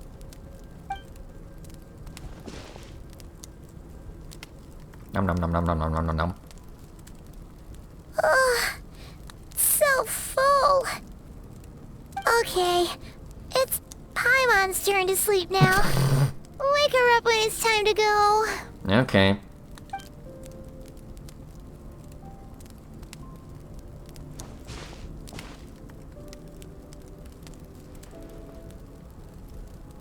I have good news.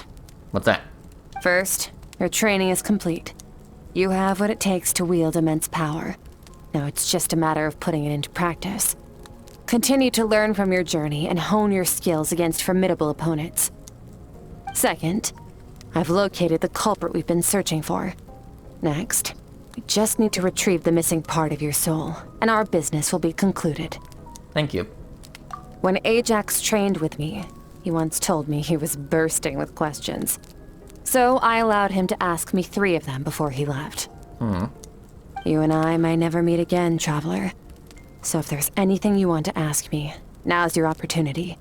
Just like Ajax, I'll answer 3 of your questions. Only 3, huh? What are you, a genie? Okay.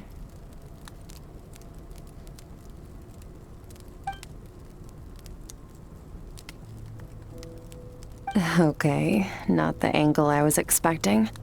What makes you ask that?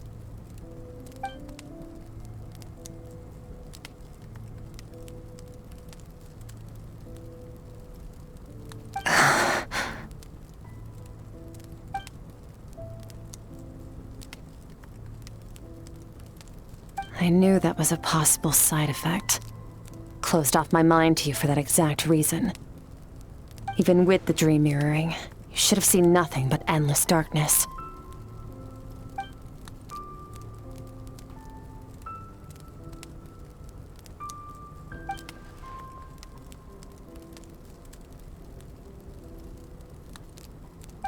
Whatever.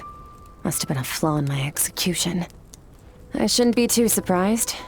Due to some recent circumstances, my self-control has been lacking as of late. Since you've seen what you've seen, there's no reason to hide the truth. All I ask is that you keep it a secret. No, I'm not from Teyvat. I'm from a different planet. And there was a time when I journeyed through the stars. A lot like you in some ways. We're aliens.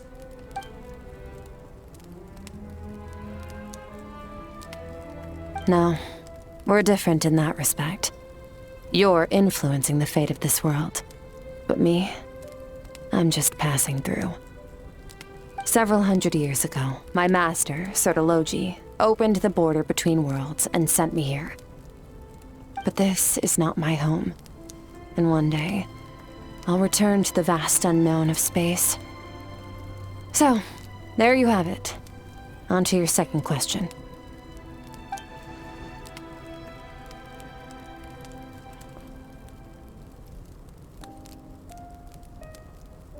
To become stronger. Okay. For certain reasons, I need to bridge the power gap between me and my master as quickly as possible. But first, I need to understand the source of his strength. To do that, I need to follow in his footsteps, walk the path he once walked, and somewhere along the way, I'll find out how to defeat him. That is my sole focus and purpose. Okay. You have one question remaining.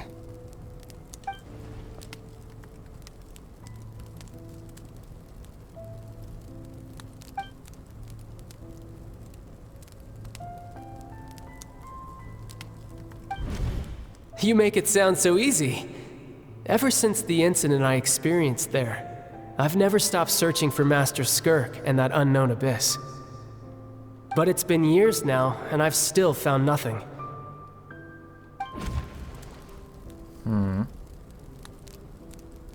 Well, your last question?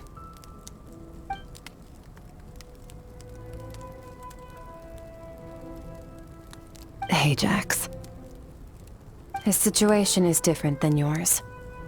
Before you ever crossed paths with me, you'd already encountered many formidable people. studied their techniques, and developed your own skill set. So, during your training, all I had to do was build upon that foundation. But Ajax was so young when he came to me. A complete blank canvas. Children can't help but imitate their role models. In the long run, that would only hinder his growth. Once Ajax has enough strength in his own right, I will allow us to meet again. Until then, let that motivate him to reach his full potential.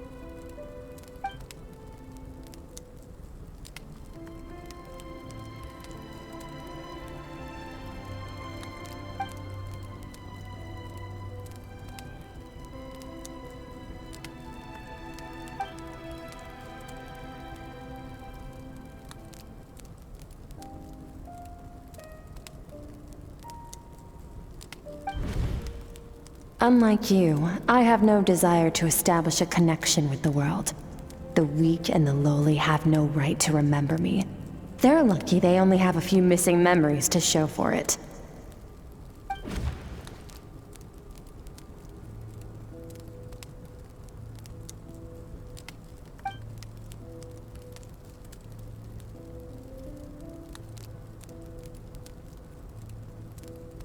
Wake up your companion.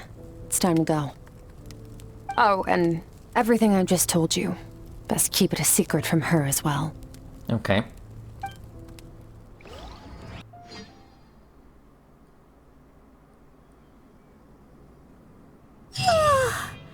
Time to go. Oh, finally. Where are we headed?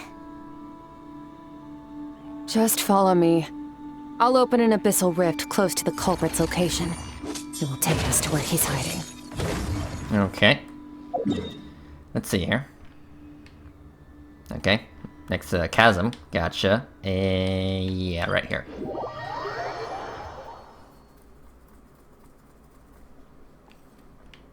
Alright. Merciless. Let's go. You know, assume I don't get stuck on geometry.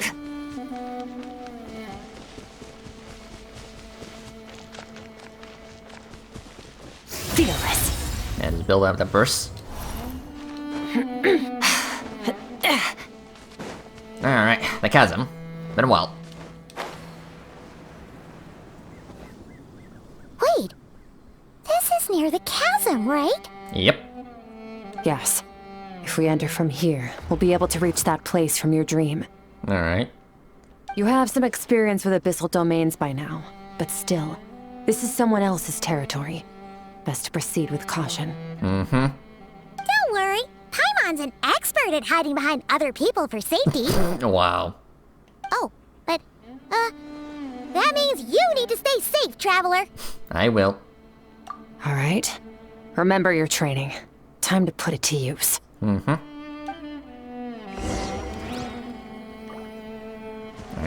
let's do this.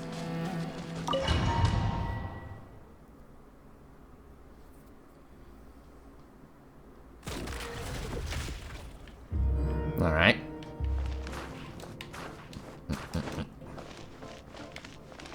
Yeah, that's pretty far down.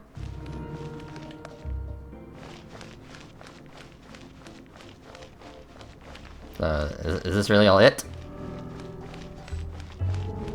Yeah. Hello. Why do I have Hydro Traveler?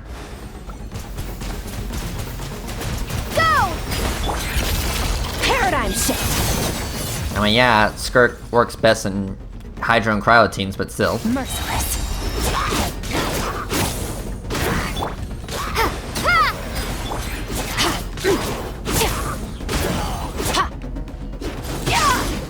Extinguish! Okay. So try me.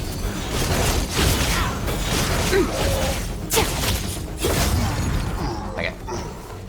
Gotcha. Here, let's keep going.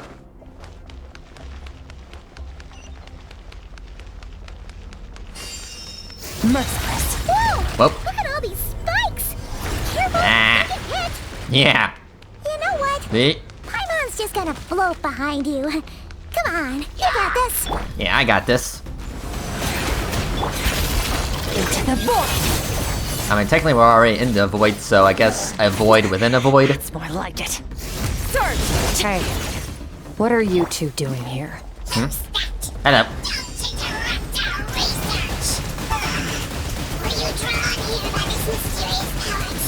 Dusty, like an abandoned house. Let's press on. Yeah, give me a second. Yeah, get rid of these wimps. Okay.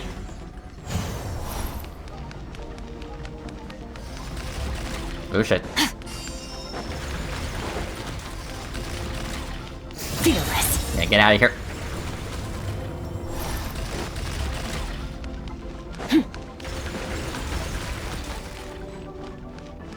Okay. Not too bad. Oh, looks like this is a dead end. Did we make it to his hiding place? Ugh, this fog is making it impossible to see anything. Yeah. This should be the place where you were attacked, Traveler. The missing part of your soul should be nearby. Can you sense where it is?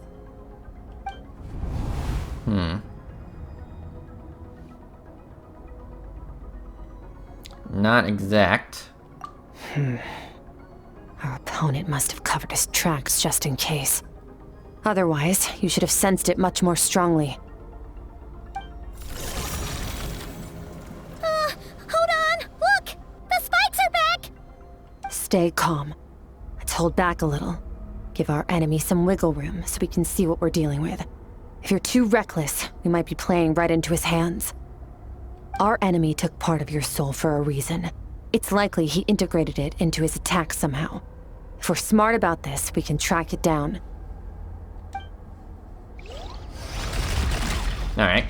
Fearless. And just avoid the spikes.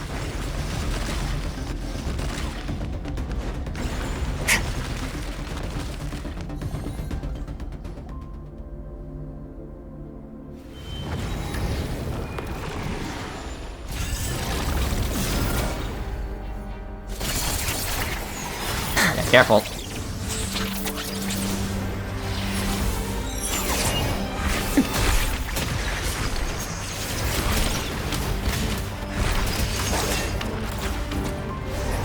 From the start, the attacks have been focused on me.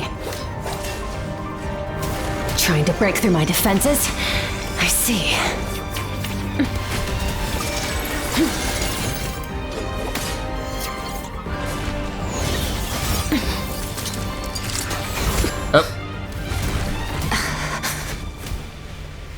You okay?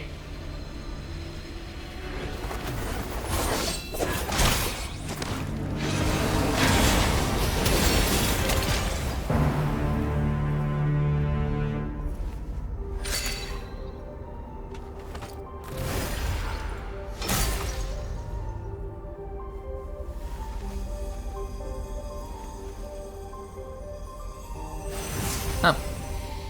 Was that my soul? Or a piece of it? There. I got it back. Thank you. That was easy. Traveler! Skirk! What happened? It looked like Skirk just got...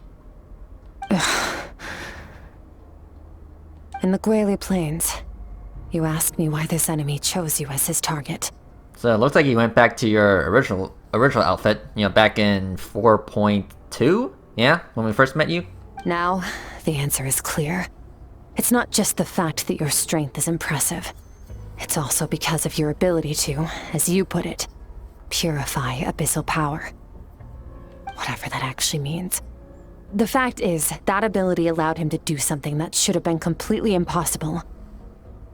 Namely, break through my defenses and steal my power. No. He couldn't have known I'd come to his domain.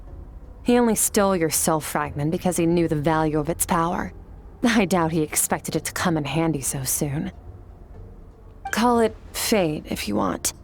I believe that's the term they use in this world for arbitrary coincidences like this. In any case, it works to our advantage.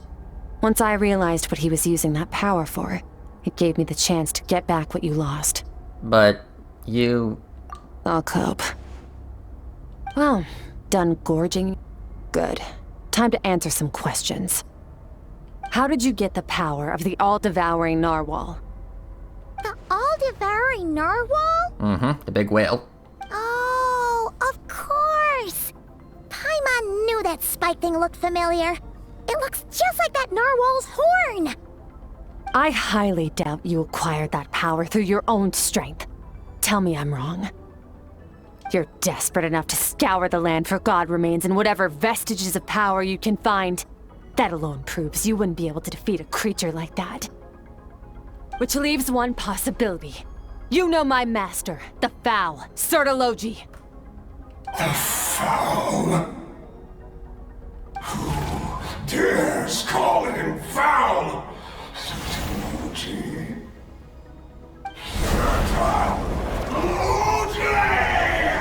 Well, someone's pissed. What's wrong? Bit off more power than you can chew? You're struggling to hold a basic conversation. Just a little longer. I'm still... Look, it's back!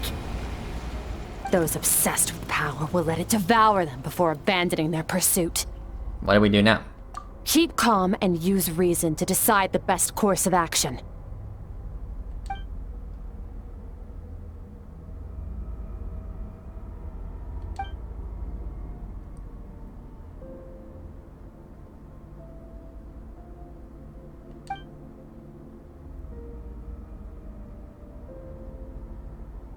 I think we should get out of here. Wise decision.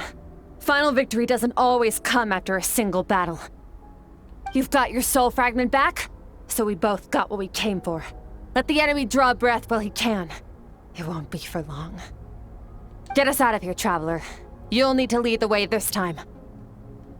Okay. Yeah, I gotta get out of here. Skirk, is your shoulder gonna be okay? The wound is minor. It'll heal in no time. You should focus on getting out of here alive instead. Oh shit. Uh-oh! Falling spikes! Run! Yeah, trying. Come on, stamina.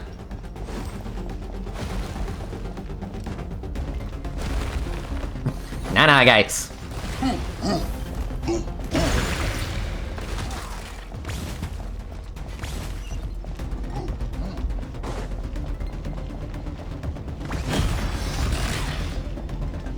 Watch out! Looks like this place is about to collapse! Just give me a hot second. Like, go away. So, this guy's power has something to do with the all-devouring narwhal. Did you know that all along, Skirk? I had my suspicions. That's why I decided to investigate in the first place. But suspicions only get you so far. I needed to verify it for myself. Okay, here's the exit. Whew.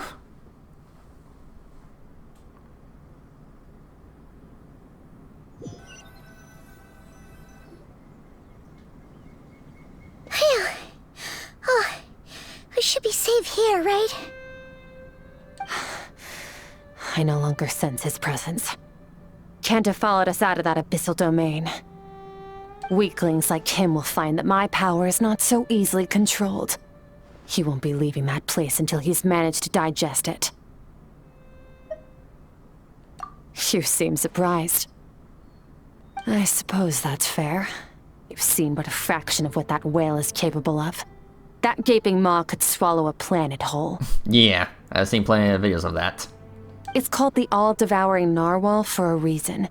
Devouring is what it does best. It can extract power from anything, dead or alive, as long as it manages to make physical contact. Yeah. When we had our run-in with that thing, Neverlet mentioned that it has an instinct to devour. Your dragon friend recognized the nature of its abilities and used the power of Hydro to protect you. That worked because it was in a satiated state, so it was somewhat less aggressive than usual. It's a different story when it has no more power to feed off of. That's when its true voracious nature kicks in. It could devour everything on the planet in that state, which is why I cast it into that void space. but I hadn't counted on there being anyone left on this planet capable of wielding its power. To me, that says he must have encountered the whale a long time ago. Meaning, he must have known my master. Exactly. It told me everything I needed to know. Hence why I said we both got what we came for. And I believe that brings our transaction to an end. Now that you're whole again, you can get back to your own journey. I'll handle the rest of this situation myself. No way! We can't leave now! Something was stolen from you because of us! We have to help you get it back! Yeah. This isn't my first taste of failure or losing power. When you fall, you get back up again and become stronger. That's how it is. But what if that monster finds you before you're all better? Plus, how are you gonna get home? It's not like you can just go swoosh and open a door to the abyss again. Not without your full strength. So, sticking with us for the time being doesn't sound so bad, does it? Mm-hmm. It's not out of pity. Fair enough. Then take this. What is it? The bag of Mora. Nothing in this world is free. I know that much. Okay. I'll leave the planning to you. Hurry up and decide where to go. We shouldn't linger. We should take Skirk somewhere she can rest. But where? Paimon gets the feeling Skirk wouldn't like being around a lot of people. Oh wait! Baizhu said we could rest in the back room of the pharmacy, didn't he? Let's head there! Yeah, she reverted to her original outfit, back in 4.2, at the end of the Fontaine arc. Okay, interesting. Alright, back to Boo Pharmacy.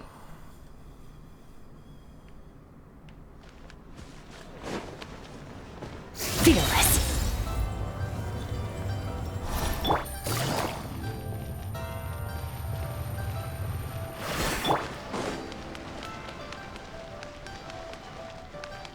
Alright, and we're back. Please, show me your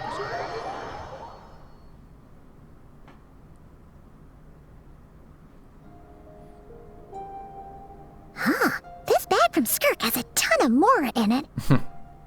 Does she have a job or something? Wait, no. After what we saw at Wamin Restaurant, that seems impossible. Can you imagine? It would go something like... I'll be collecting my paycheck now, boss.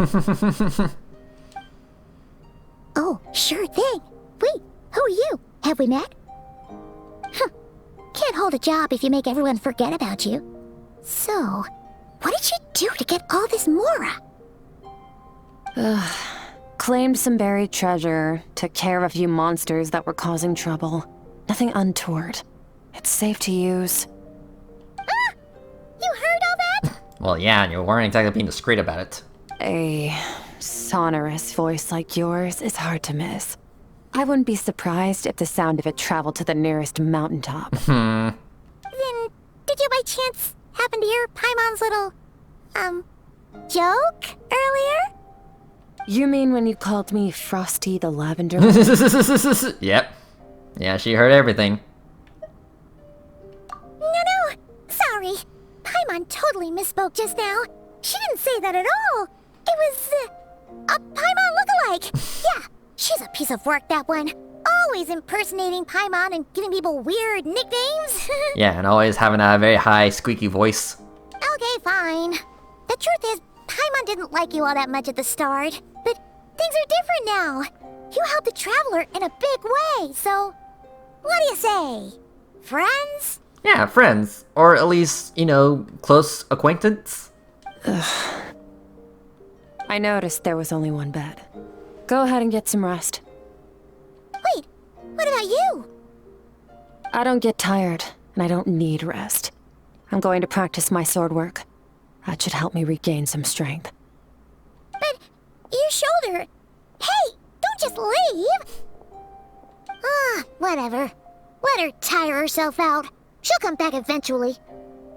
Let's get some sleep, Traveler. That comfy bed is calling, Paimon.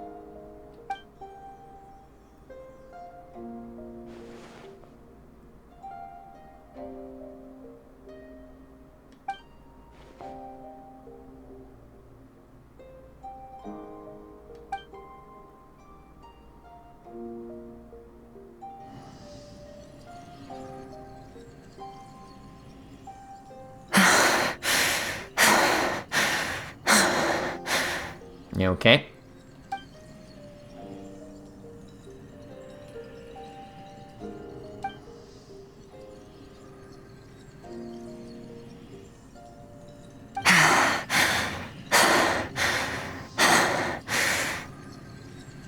Quiet.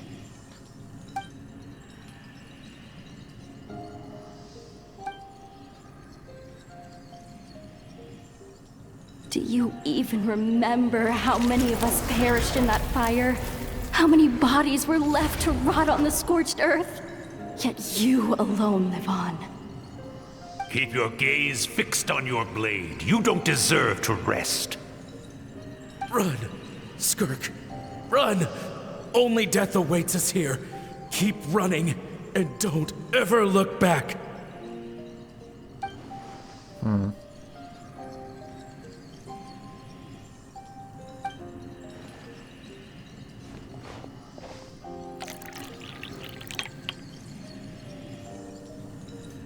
Have some tea.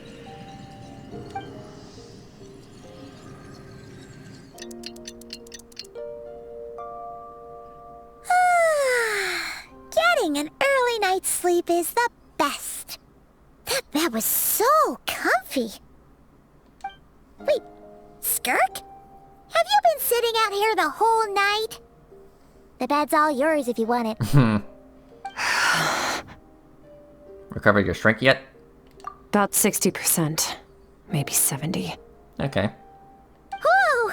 Paimon thought it would take at least a couple of days. That was fast. Mm-hmm. And you're back to your new self. No, not fast enough. That's 20% less than last time. Same training regimen, same intensity. Nothing felt different, but somehow the outcome fell short.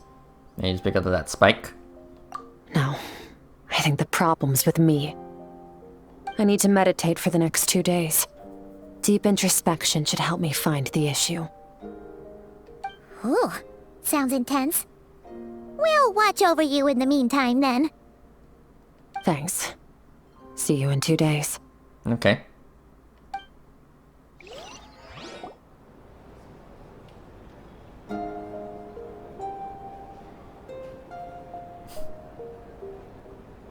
Yep, just floating there. For a whole solid 48 hours.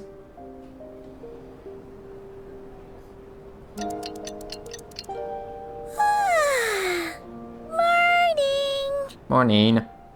Skirk is still meditating, huh? It's been 2 days already. Shouldn't she be awake by now? Paimon can't think of anything we can do to help. Oh, wait! Breakfast! That's it! Paimon will go get breakfast! Skirk is gonna be starving when she wakes up. Be right back. I mean, didn't she say that she doesn't need rest or that kind of... Never mind.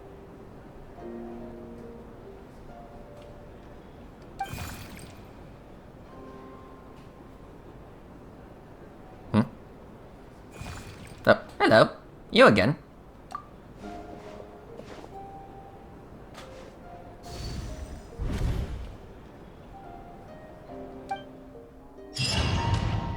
Okay.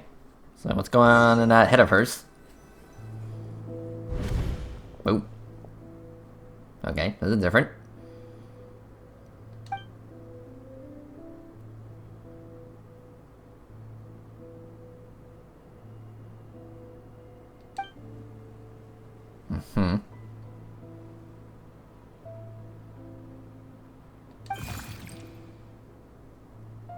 Did you bring me here? That's right. Oh. This is Skirk's inner world. Think of it as the threshold between the soul and dreams. Alright, you speak. This isn't your first time here, but what you remember is probably a space covered in darkness. I only managed to illuminate a small portion for you back then. So you can speak? Actually, it's my first time talking to someone like this. I only managed to break free and bring you here because the injury weakened her power. I guess that's why I can speak again, too. Call it fate, if you want. I think that's the word they use in this world for lucky coincidences like this, right? Yeah. Now, before I take you to her, I gotta ask. You're the first outside visitor to ever come here, so what's your impression of this place? Why are there so many cliffs and waterfalls? Oh, you noticed. Yeah. This river represents Skirk's strength. Her strength as a waterfall? Strength accumulates over time. It is the summation of a person's lived experience. So this river is where all the fragments of Skirk's life should converge into a single stream of memories and emotions, flowing forward as one. But as you can see, this river has been severed numerous times. It's because Skirk doesn't like who she was in the past. And all she sees reflected in the river is a disgraceful shadow of who she was. She cuts through water and rock with the sword of reason, severs her connection with the past, and begins anew.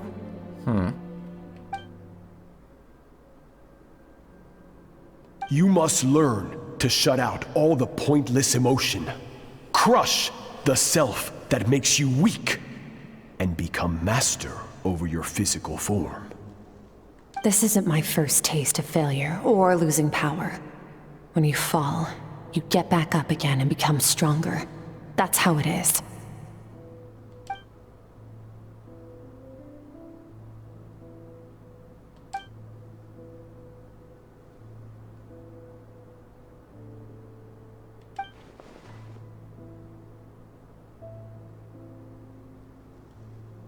The answer to one mystery invites another question, I see. Let's follow the river upstream. There among the cliffs, among the memories etched into her heart, lies the truth of it all. Soon, you'll understand everything. I hope so. Touch. Okay.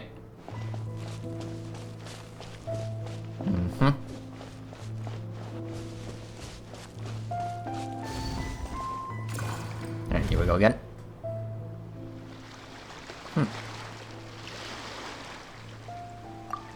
Yeah, that's wallpaper material. Oh, hey, that's the beach from the very start.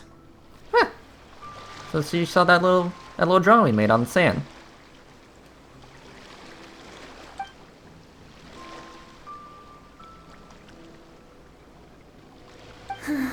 I've always thought that, even when falling leaves don't come from the same tree, they can still form bonds of kinship when they meet.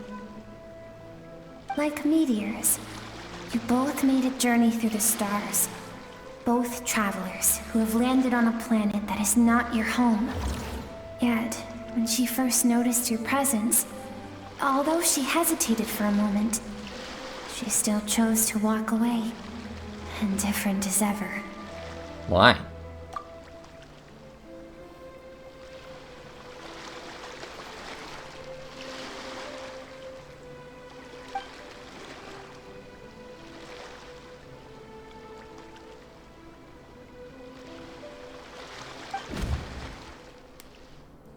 Seems like you've answered your own question. Skirk sees herself as a trespasser in this world. She's made a conscious choice to avoid altering its path. But the reason for that decision stems from events much earlier on in her life.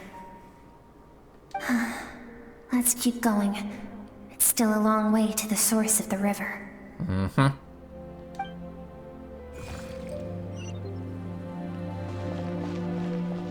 Pretty much all the way up there. Touch.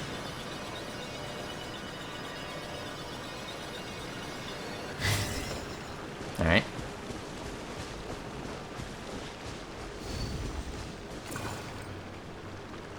You now have what it takes to wield immense power. From this day forth, I shall teach you no more. No one can become a worthy warrior through imitation alone.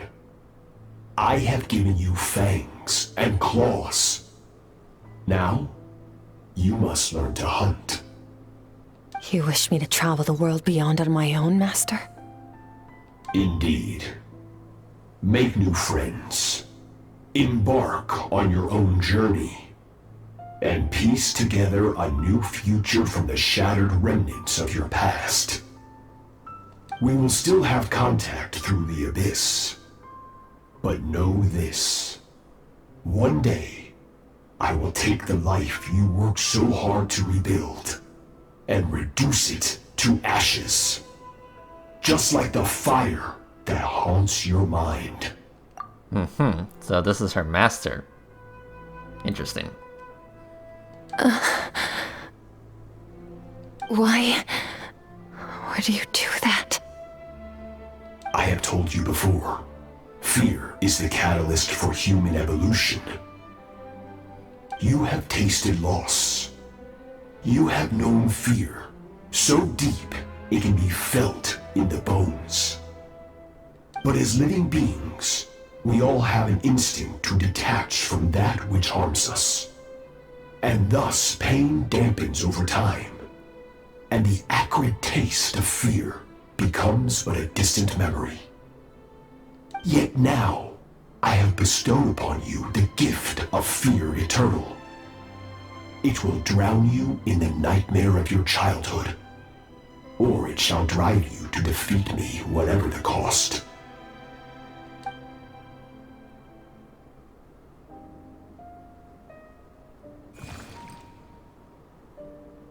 That is what Skirk's master, the foul Sertologi, looked like at one point in time.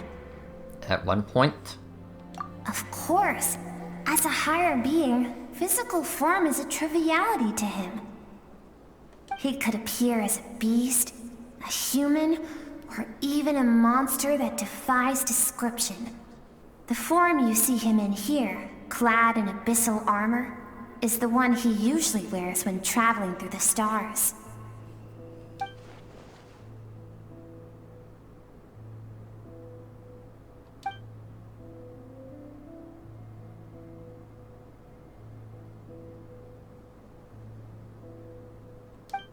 For certain reasons, I need to bridge the power gap between me and my master as quickly as possible.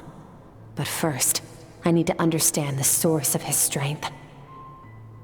To do that, I need to follow in his footsteps, walk the path he once walked, and somewhere along the way, I'll find out how to defeat him. That is my sole focus and purpose.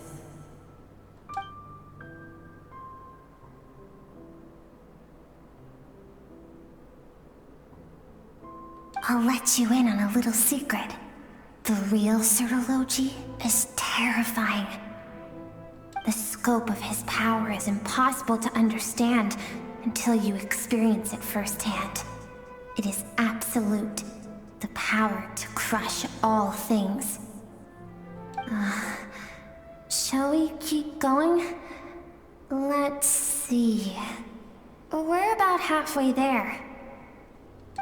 Alright, well, let's keep going. I'd like to know more.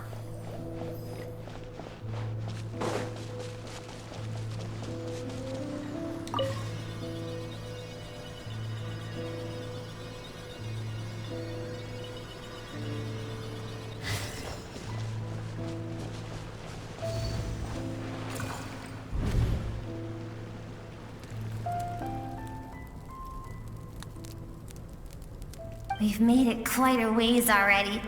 This is Skirk, when she first began training under Sertologi. I have set your broken wrist. Tomorrow, you're to train twice as hard. No tears this time. Good. Attempting to garner sympathy through tears is a habit of the weak. A pitiful, useless ploy. Can I ask a question, Master? Why did you save me? I keep thinking, maybe it would be better if I had died. I wouldn't be haunted by that fire all the time. I wouldn't have to go on like this. I saved you because I have a plan for you.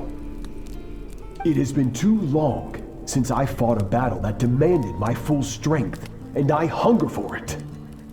Every so-called genius and prodigy I have faced has crumbled like sand underfoot. Before me, even fate bends the knee. So, I will teach you everything I know. Train you by whatever means necessary, in the hope that one day, you might surprise me. But I don't want to draw my sword against you, Master. What you want matters little. Among the boundless sea of stars, the cries of the weak are but faint murmurs that disappear into the void. You of all people know that well. Yes, Master. From that day forward, all she knew was grueling training, emptiness, and fatigue. After some time, her talent bloomed, and she gained control over her emotions, like her master. How should I put it? It was not that human emotion disappeared from her heart, but that reason came to dictate all she was allowed to feel. I suppose it was at this point that she became the Skirk you know today.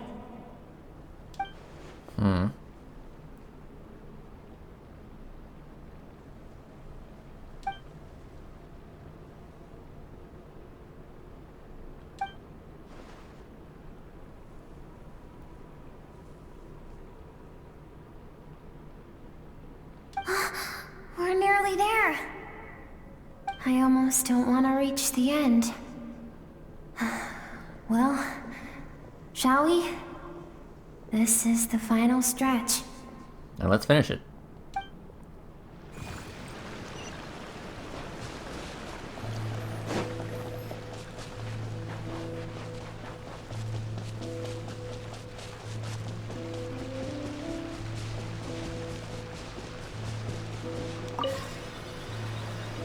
All right.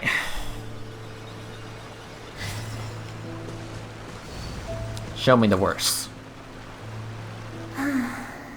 These are Skirk's happiest memories. What a simple and carefree time it was. Wisps of clouds dotted the sky. The sun bathed everything in golden light.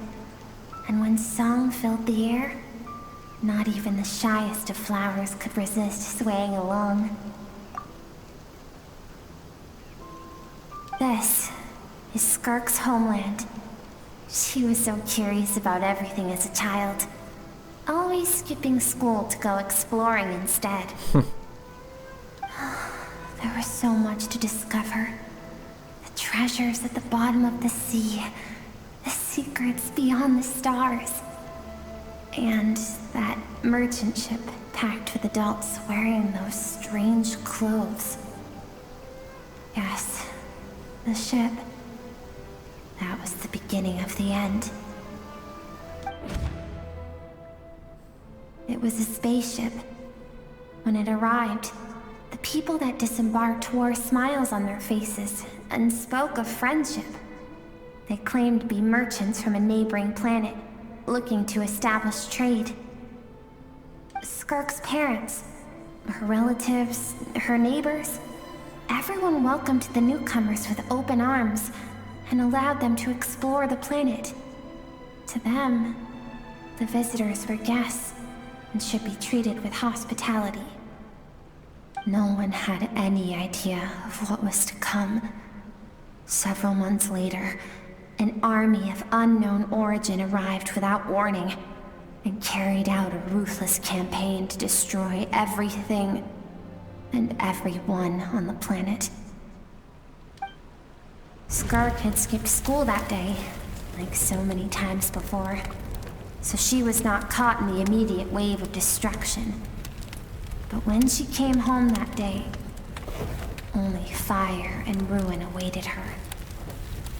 Countless people cried out to her for help. People she knew and loved. Friends and relatives.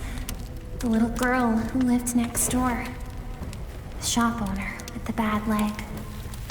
the bad-tempered teacher she had made fun of just that morning.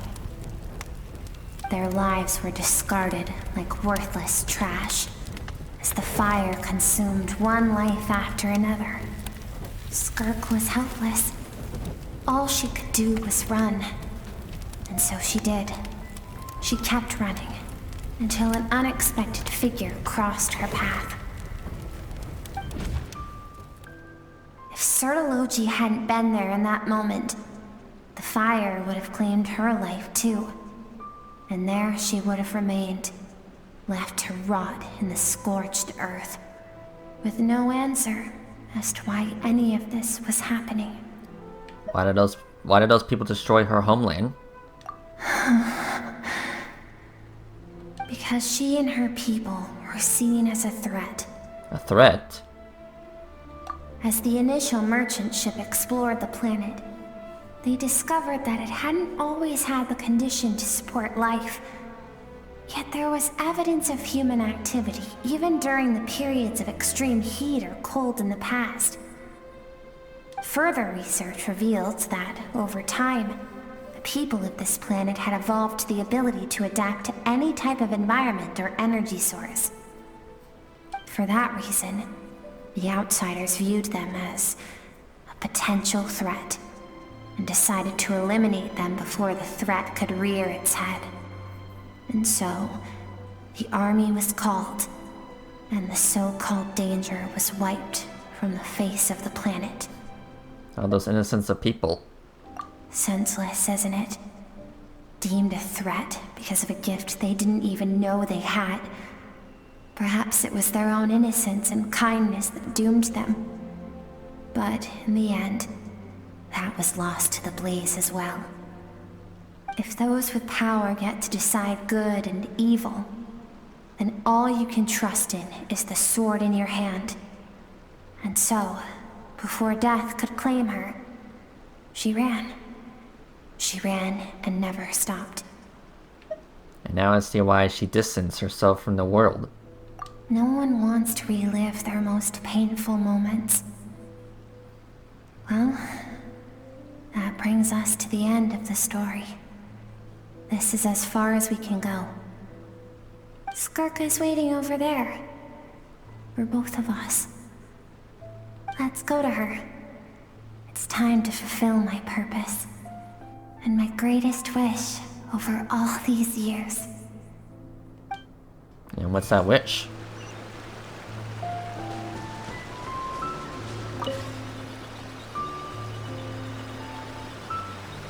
There she is.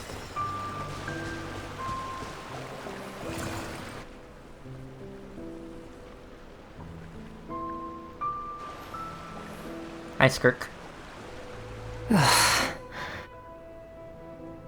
So all this, just so you could bring her here? I have things to say to you. Well, to me. I want someone to witness our reconciliation, even if it takes an argument to get there. And she is the best choice in this moment.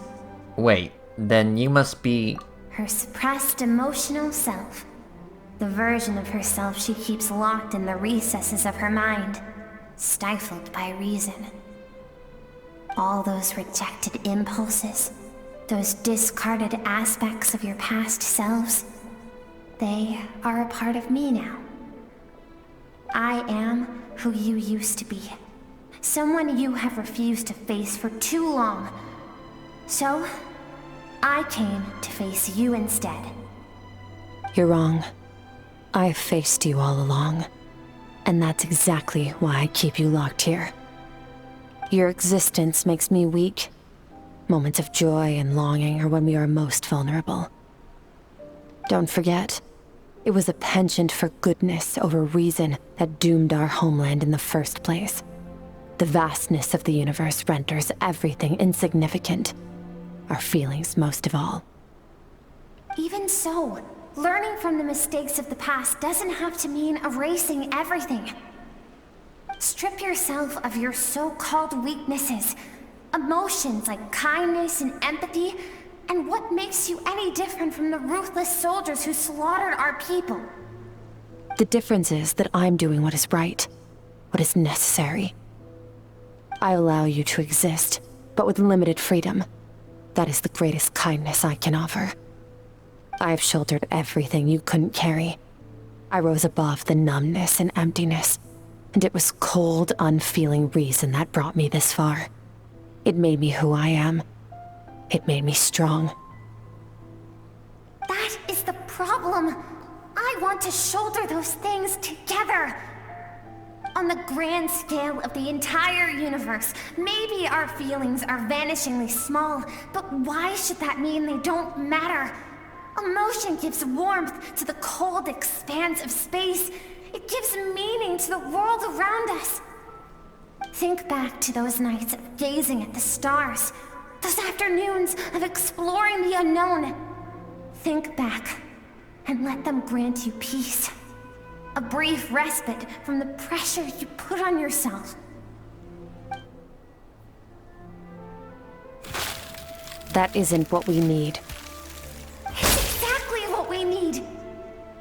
Aren't you curious about why recovering your strength has taken longer than normal this time? Finally, you get to the important part. That is the only answer I came here to find. Then look around. Look at your inner world. You cast aside your dreams and curiosity, and in doing so, you lost your original motivation. You severed all connection to who you used to be, so you can no longer draw strength from your past. Now, the only things driving you forward are fear and survivor's guilt. But these cannot take you far enough. And so, this river, the source of your strength, grows more polluted by the day. And do you think that means I should seek help from a weak little thing like you?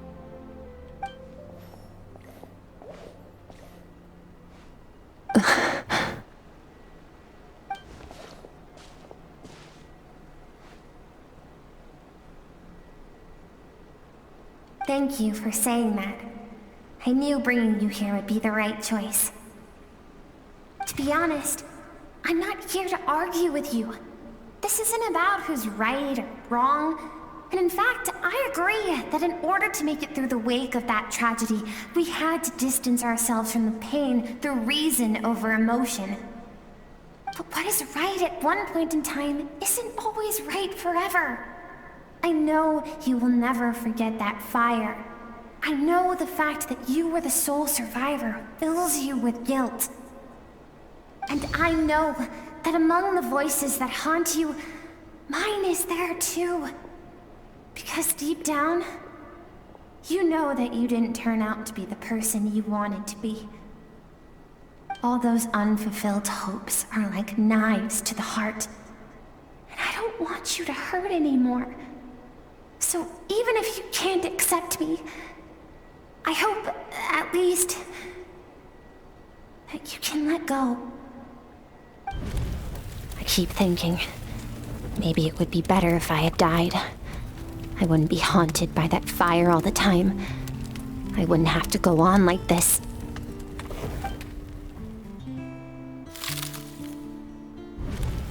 Your dad and I, we're not afraid to stare death in the face, but we need you to survive.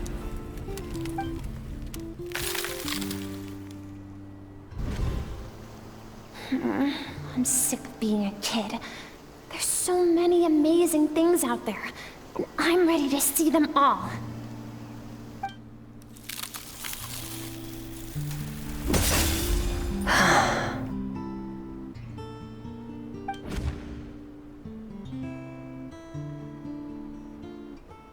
I remember. There was a song Mom and Dad always sang when we went out to fetch water. Dancing water. The sand along your path is begging for your song and movement. Will you carry this burden with you on your journey? I am not the dancing water, and you are not the burdensome sand. But if this is your wish, then I will carry you with me until the end. Thank you. should be thanking you.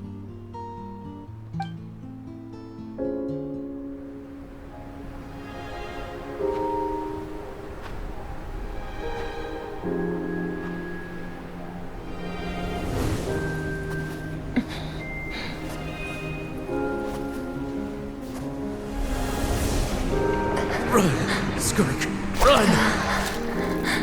Remember, leave no one alive! Heed my words, Skirk. Let fear take root in your soul. Did you survive? Why was it only you? Skirk, did you become a positive light in this world?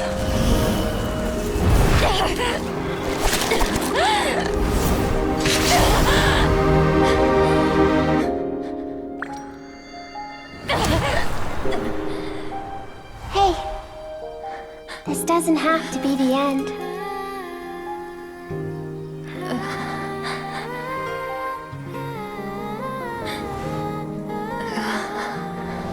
Life is a gift. Don't let darkness claim it.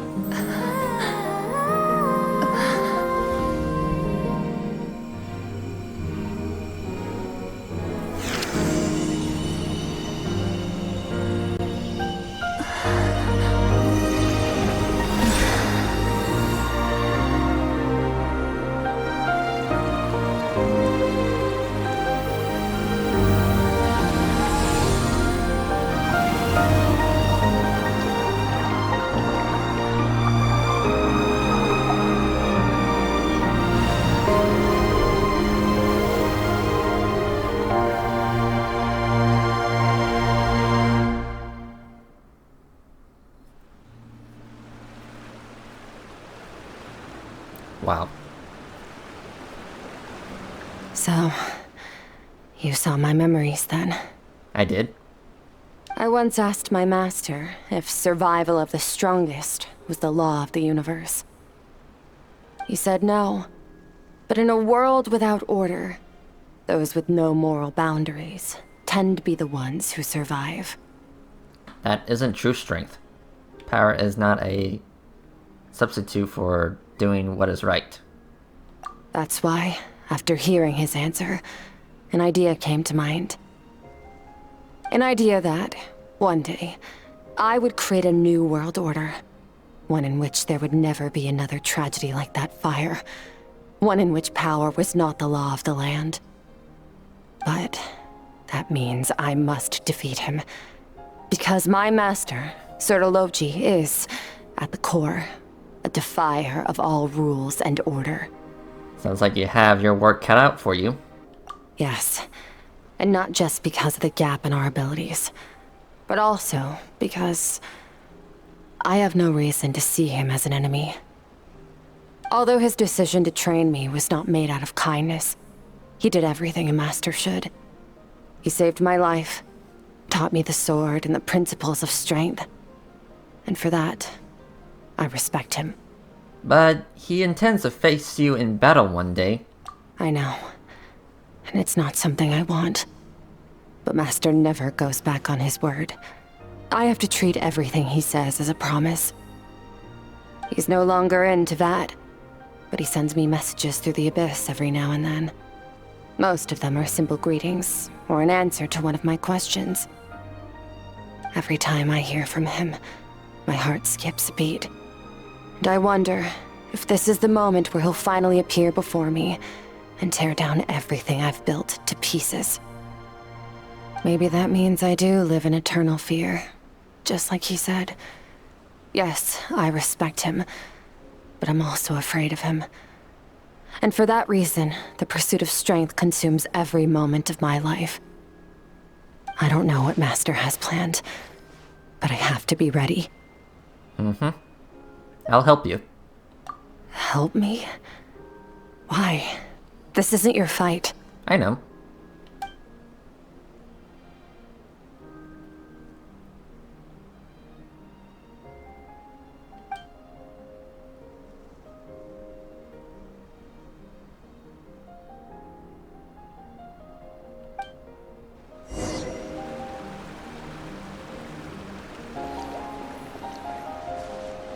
guess sleep together.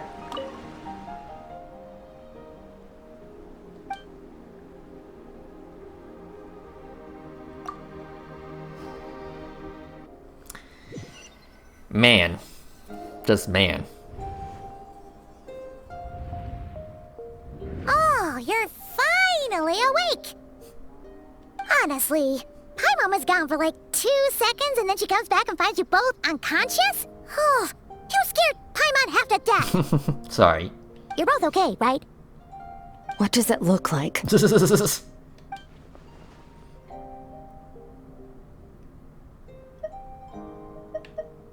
Only water from the source can cleanse the rot and filth that flows from the past into the future. I taught you to incorporate the experiences from your journey into how you fight. I suppose what happened today will become an inseparable part of who I am.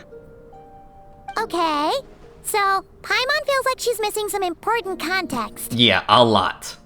But whatever. Paimon brought back tons of delicious snacks! Let's dig in! Okay. All right. It's about time we finished what we started. We're gonna deal with this thief for good, right? Mm-hmm. Finally. This time, I'm not going to tell you to hold back. But having digested even more power in the meantime, he's going to be tougher than before. The good news is, we have no reason to pull our punches this time. So, let's go. Same place as last time. Alright. Alright, let's get this guy. Just give me a moment. Gotta go through the loading screen first. Hey. Merciless.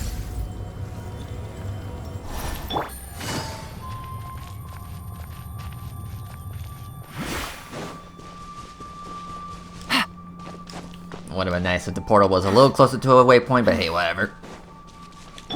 Merciless. Alright. In we go.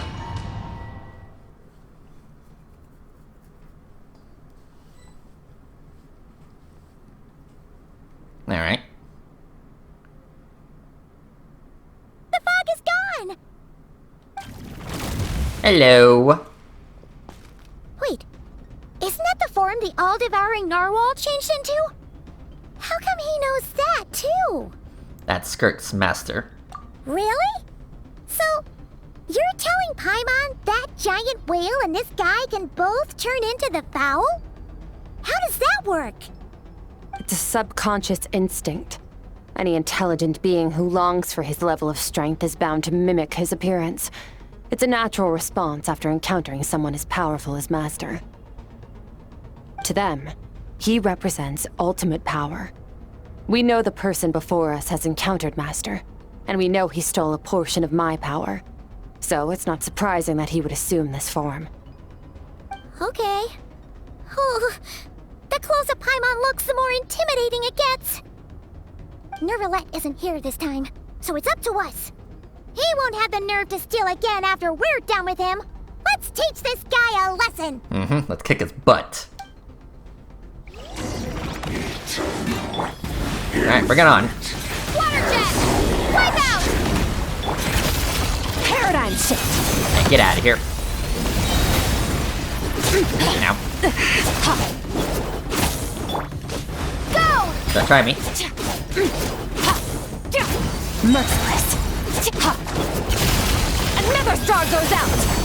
Haven't forgotten your training, I hope.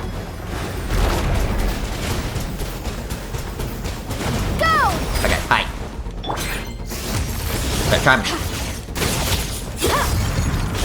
Mine to wield. What's the matter? Star showing his crown.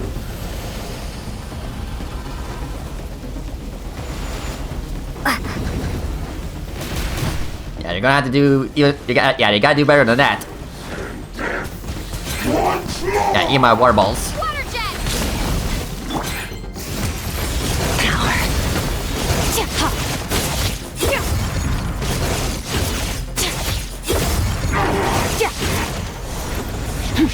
Beyond this world. Come on, show yourself. Fearless. Into the void.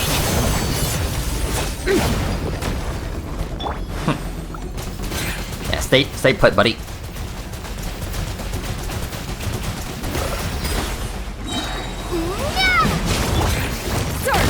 Mine to wield. Come on, almost got him. There you go.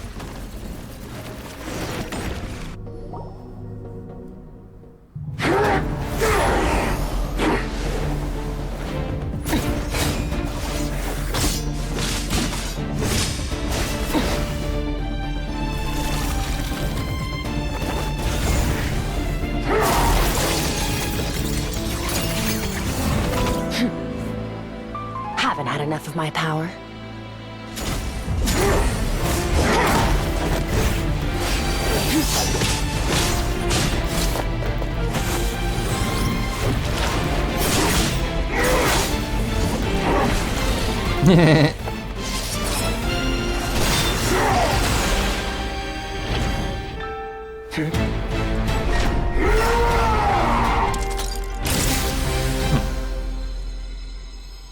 Well then, let's see how much more of this power you can handle.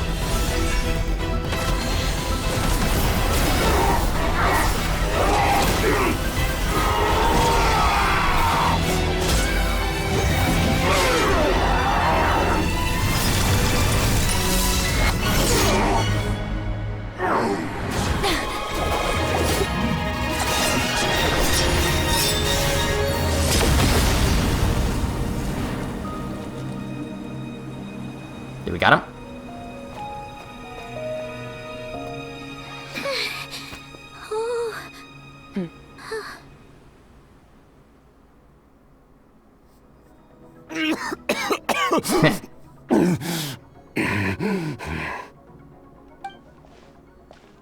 Well, have you come to your senses? You saw that my body was at its limit. So, you deliberately channeled your power into me, knowing that it would destroy my shell from within. Such power, such keen battle instincts. So you must be... Skirk, Sertologi's disciple. How long has it been? How long has he been away from Tevat? Hundreds of years. Hundreds? Sorry. It's a lot to take in. I should introduce myself.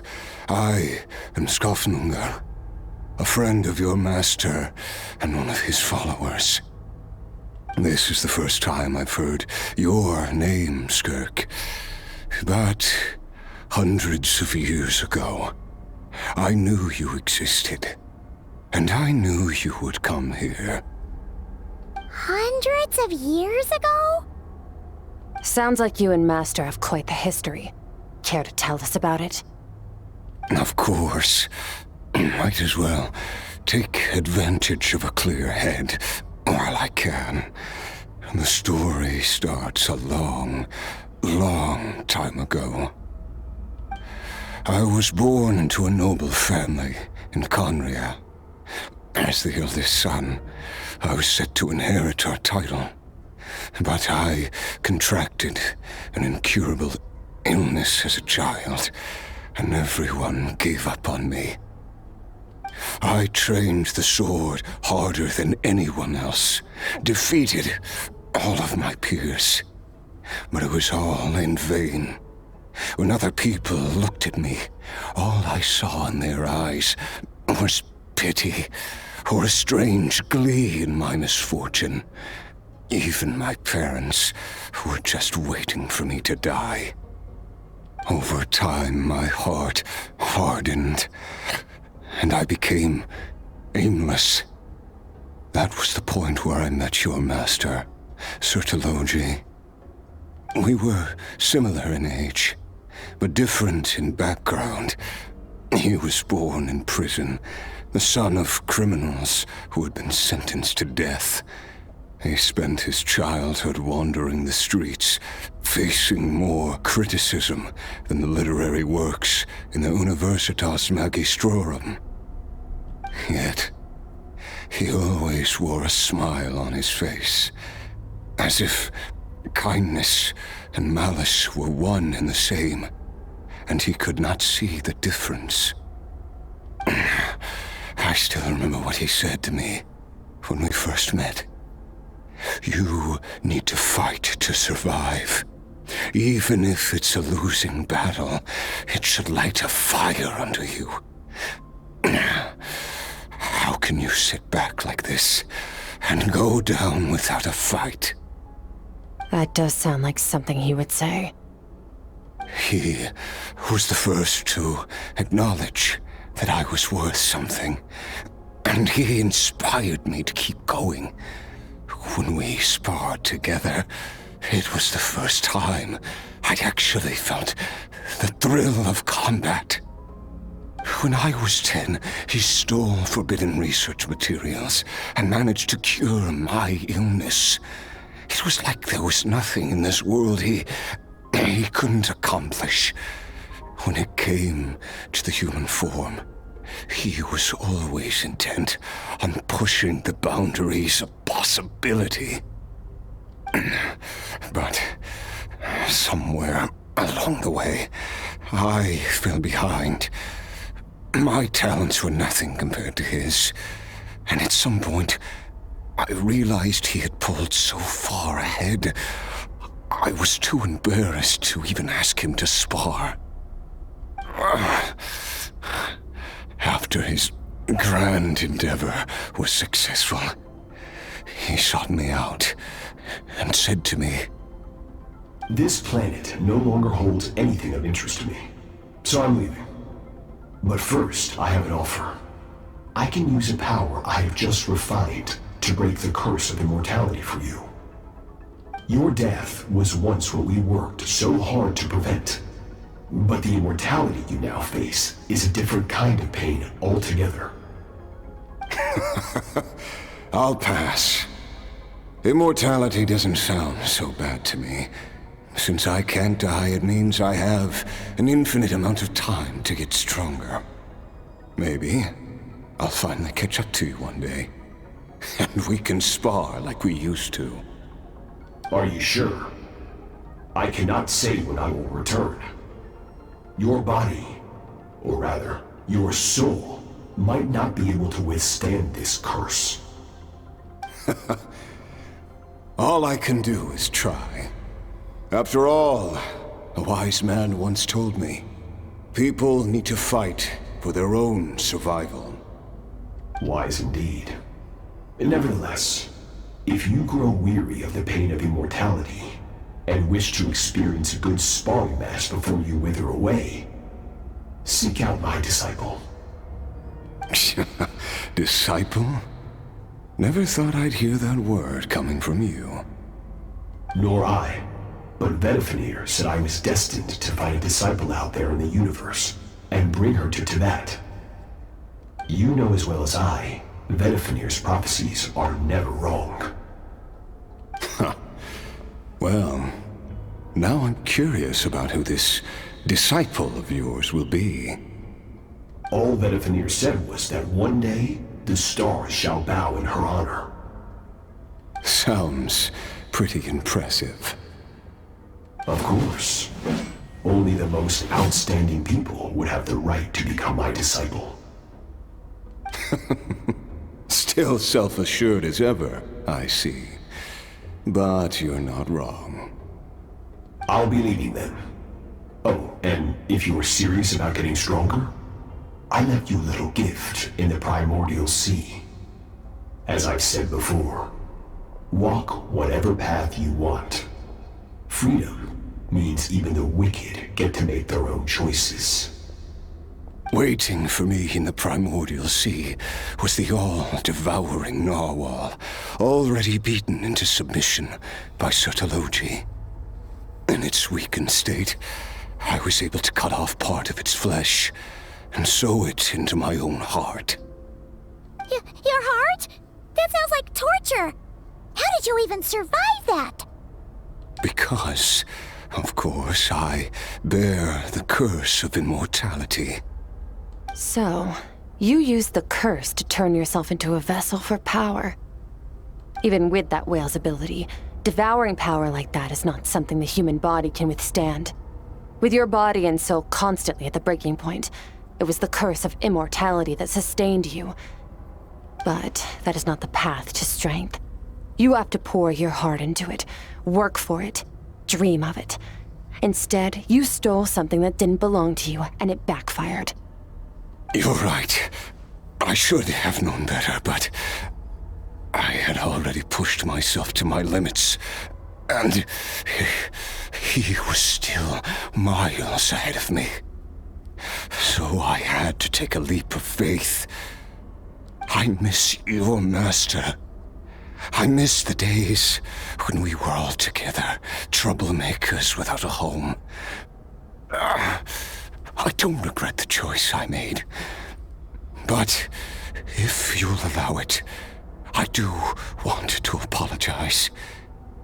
To both of you. After the beating we just gave you, I think we can call it even. You're an interesting one as well. Sertologi's disciple. That's a lot to live up to. It can't have been an easy experience. I know what he's like. He rules with an iron fist, using despair and fear to force you to catch up to him, all the while standing ever out of reach. We're like mountain climbers in the dark, never knowing how much higher we have to climb, or when we will see the sun again. True. But I made up my mind long ago. No matter how dark it gets, I will not give in to despair. I will overcome it. Besides, after hearing your story, I suspect what Master really wants is not a battle that demands his full strength, but rather a defeat without regrets. Oh? Since you're his friend, you must have some things in common. First time we came here, when you stabbed me through the fog and stole my power, I felt no emotion coming from that spike. But when you had to devote all your strength fighting me just now, I could feel joy and passion emanating from your blade. It was the joy of a researcher discovering the truth of the world, the joy of an artist uncovering a temple of wonders. Interesting. I'm certain I didn't express those emotions outright, yet you were able to read them from my blade, like a glimpse into my inner world. You're right. That battle brought me an unbridled sense of joy, and my defeat brings me no regret whatsoever. Exactly. I think Master also craves a battle like that.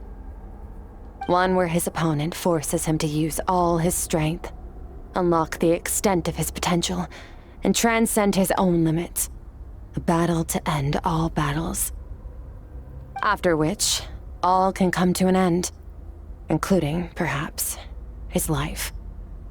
For that very reason, good and evil are meaningless to him. He has one purpose, one goal: to complete himself. It's one of the secrets to his strength. Perhaps you're right. Perhaps that is his call. What a battle that would be. Oh, to witness such a... No. You good? Are you okay? Too many different kinds of power are surging through my body. The curse of immortality allows it all to coexist, but it does not remove the pain. I won't be able to hold on to my sanity for much longer. What a shame. I would have loved to witness that battle. Sertologi once offered to free me from this curse. Now, I must ask that of you, Skirk. Can you release me from the pain? I can, but not through death, if that's what you were hoping for. It's not a suitable punishment for your crime. As an alternative, I can take your consciousness, along with all the power you've consumed, and smash it to pieces. The impurities will dissipate, and under the curse of immortality, your mind and body will regenerate. When that process is complete, you will be back to who you were before, no longer tortured by powers you can't control. But it will be a time-consuming and painful process. The decision is yours to make. I accept. And who knows? Perhaps I'll wake up in time to witness your great battle with Sertologi. I have faith that you'll be able to stand against him one day.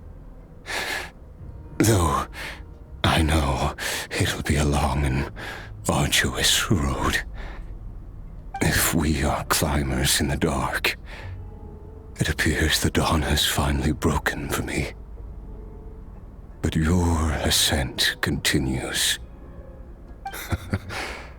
At least, it looks like you are not alone on your journey. I will reach the top of this mountain, no matter what it takes. And you, Skofnungur, will be my witness at the end of all things. Whew, that's finally over. Let's get out of here. Huh! At least we don't have to make a mad dash for the exit like last time. Yeah. Whew. That was a lot to take in. Yeah, look at that black hole. Mm-hmm.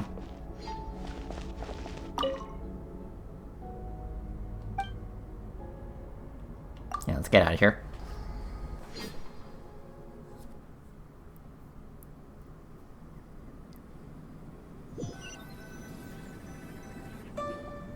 We did it! Ah, it's only been a few days, but it feels like forever. Yeah.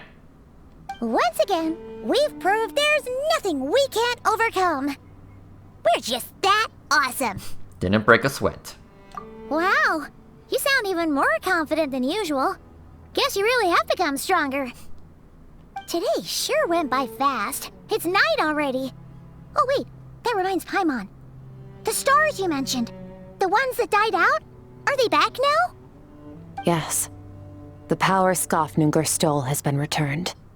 So, the stars have regained their light. Great! Mm-hmm. Huh, it's crazy that you even noticed their light was gone.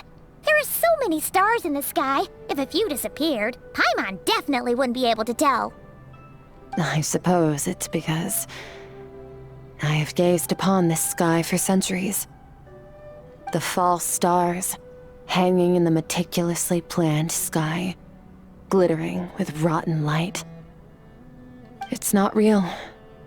And yet, it is for that very reason that I can look upon it and enjoy the momentary peace it brings. It's beautiful, I agree. Even the most beautiful of bubbles has to burst. We will return to the real universe one day, whether of our own volition or not. Time marches ever forward. Even the innocent and naive will taste life's bitterness. Yet through hardship, we grow until we learn to seize the sands of time for ourselves and uncover our true strength. Though we gaze upon a false sky, its vastness and majesty is palpable. One can only wonder, what is it going to take for kindness to reign supreme in the vast expanse of the universe? Ugh, this is all going over Paimon's head. But if she knows one thing, it's that the Traveler always finds a way. Mm-hmm. Ever since we met, she has filled Paimon's days with happiness. No matter how tough things get, she always finds a way to make it better. If it's too big a job for one person, then we'll do it with 2. And if 2's still not enough, then 3. We've met so many amazing friends and accomplished so many amazing things. As long as we don't give up, we can make any wish come true. Mm-hmm. I suppose when it comes to you, anything is possible. Well, I should be going. Now that my power is no longer isolated from my emotions, I need more practice to get used to it. Will we meet again? I suppose fate will decide. Maybe we'll bump into each other on the street. Or maybe we'll reunite on a different planet entirely. Regardless, reunions and partings are but passing moments. More than anything, I hope that, at the end of this journey, wherever it takes us, we stand in a world reborn. One without war, pain, or forced partings. One where new life can bloom, even where there was once nothing but scorched earth. For this, we must all work to become stronger. Mm-hmm. Of course. Master. If that's what you want to call me, I won't object. Goodbye. Bye! Bye! And there she goes. Is it just Paimon, or is she being nicer than before? We definitely count as friends after all that, don't you think? Hey, what do you think about camping here tonight? There's nothing quite like sleeping under the stars. Come tomorrow, we can continue our journey. Oh, and since Paimon treated you to that super nice meal at Wanmin Restaurant, it's about time you returned the favor. Wow. Way to ruin a moment. Holy shit. Okay. Okay. Yeah, I got some new items. I guess use? Ah, okay. Thank you. Alright, cool. When did I get these? These hydro sigils? Whatever. Yeah, I got her guitar. Where do we come from? And where are we going?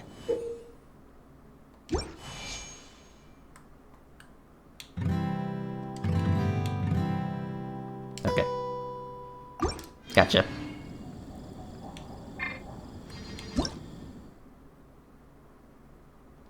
Okay. Obviously different notes. Alright everyone, so yeah, this was Skirk's story quest. Holy shit.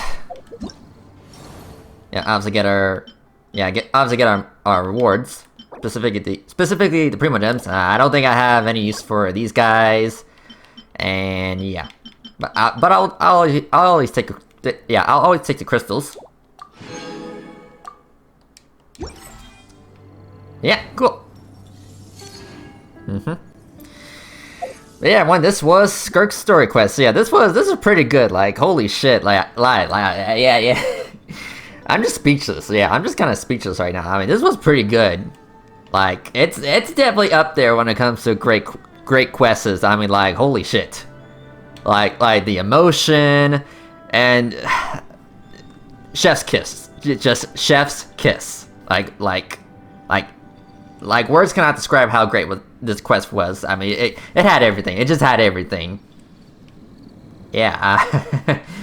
All right. Well, I don't think I can really say much to justify how good this quest was. But regardless, everyone, thank you for watching. And now we do have another Archon quest, the one with Dainslev. But I think I'm gonna be putting that on hold because, well, unfortunately, Dainslev himself and of course the travelers are unvoiced.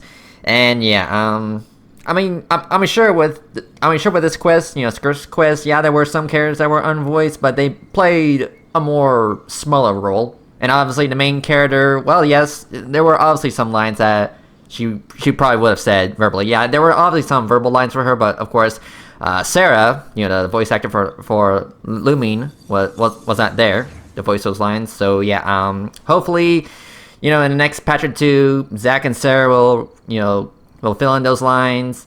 But I guess we'll have to wait until these Archon quests, the Mondstadt Interlude quest and the latest one for this version become fully voiced. I don't know when that will be, but I guess I'll keep my eyes and ears open for that.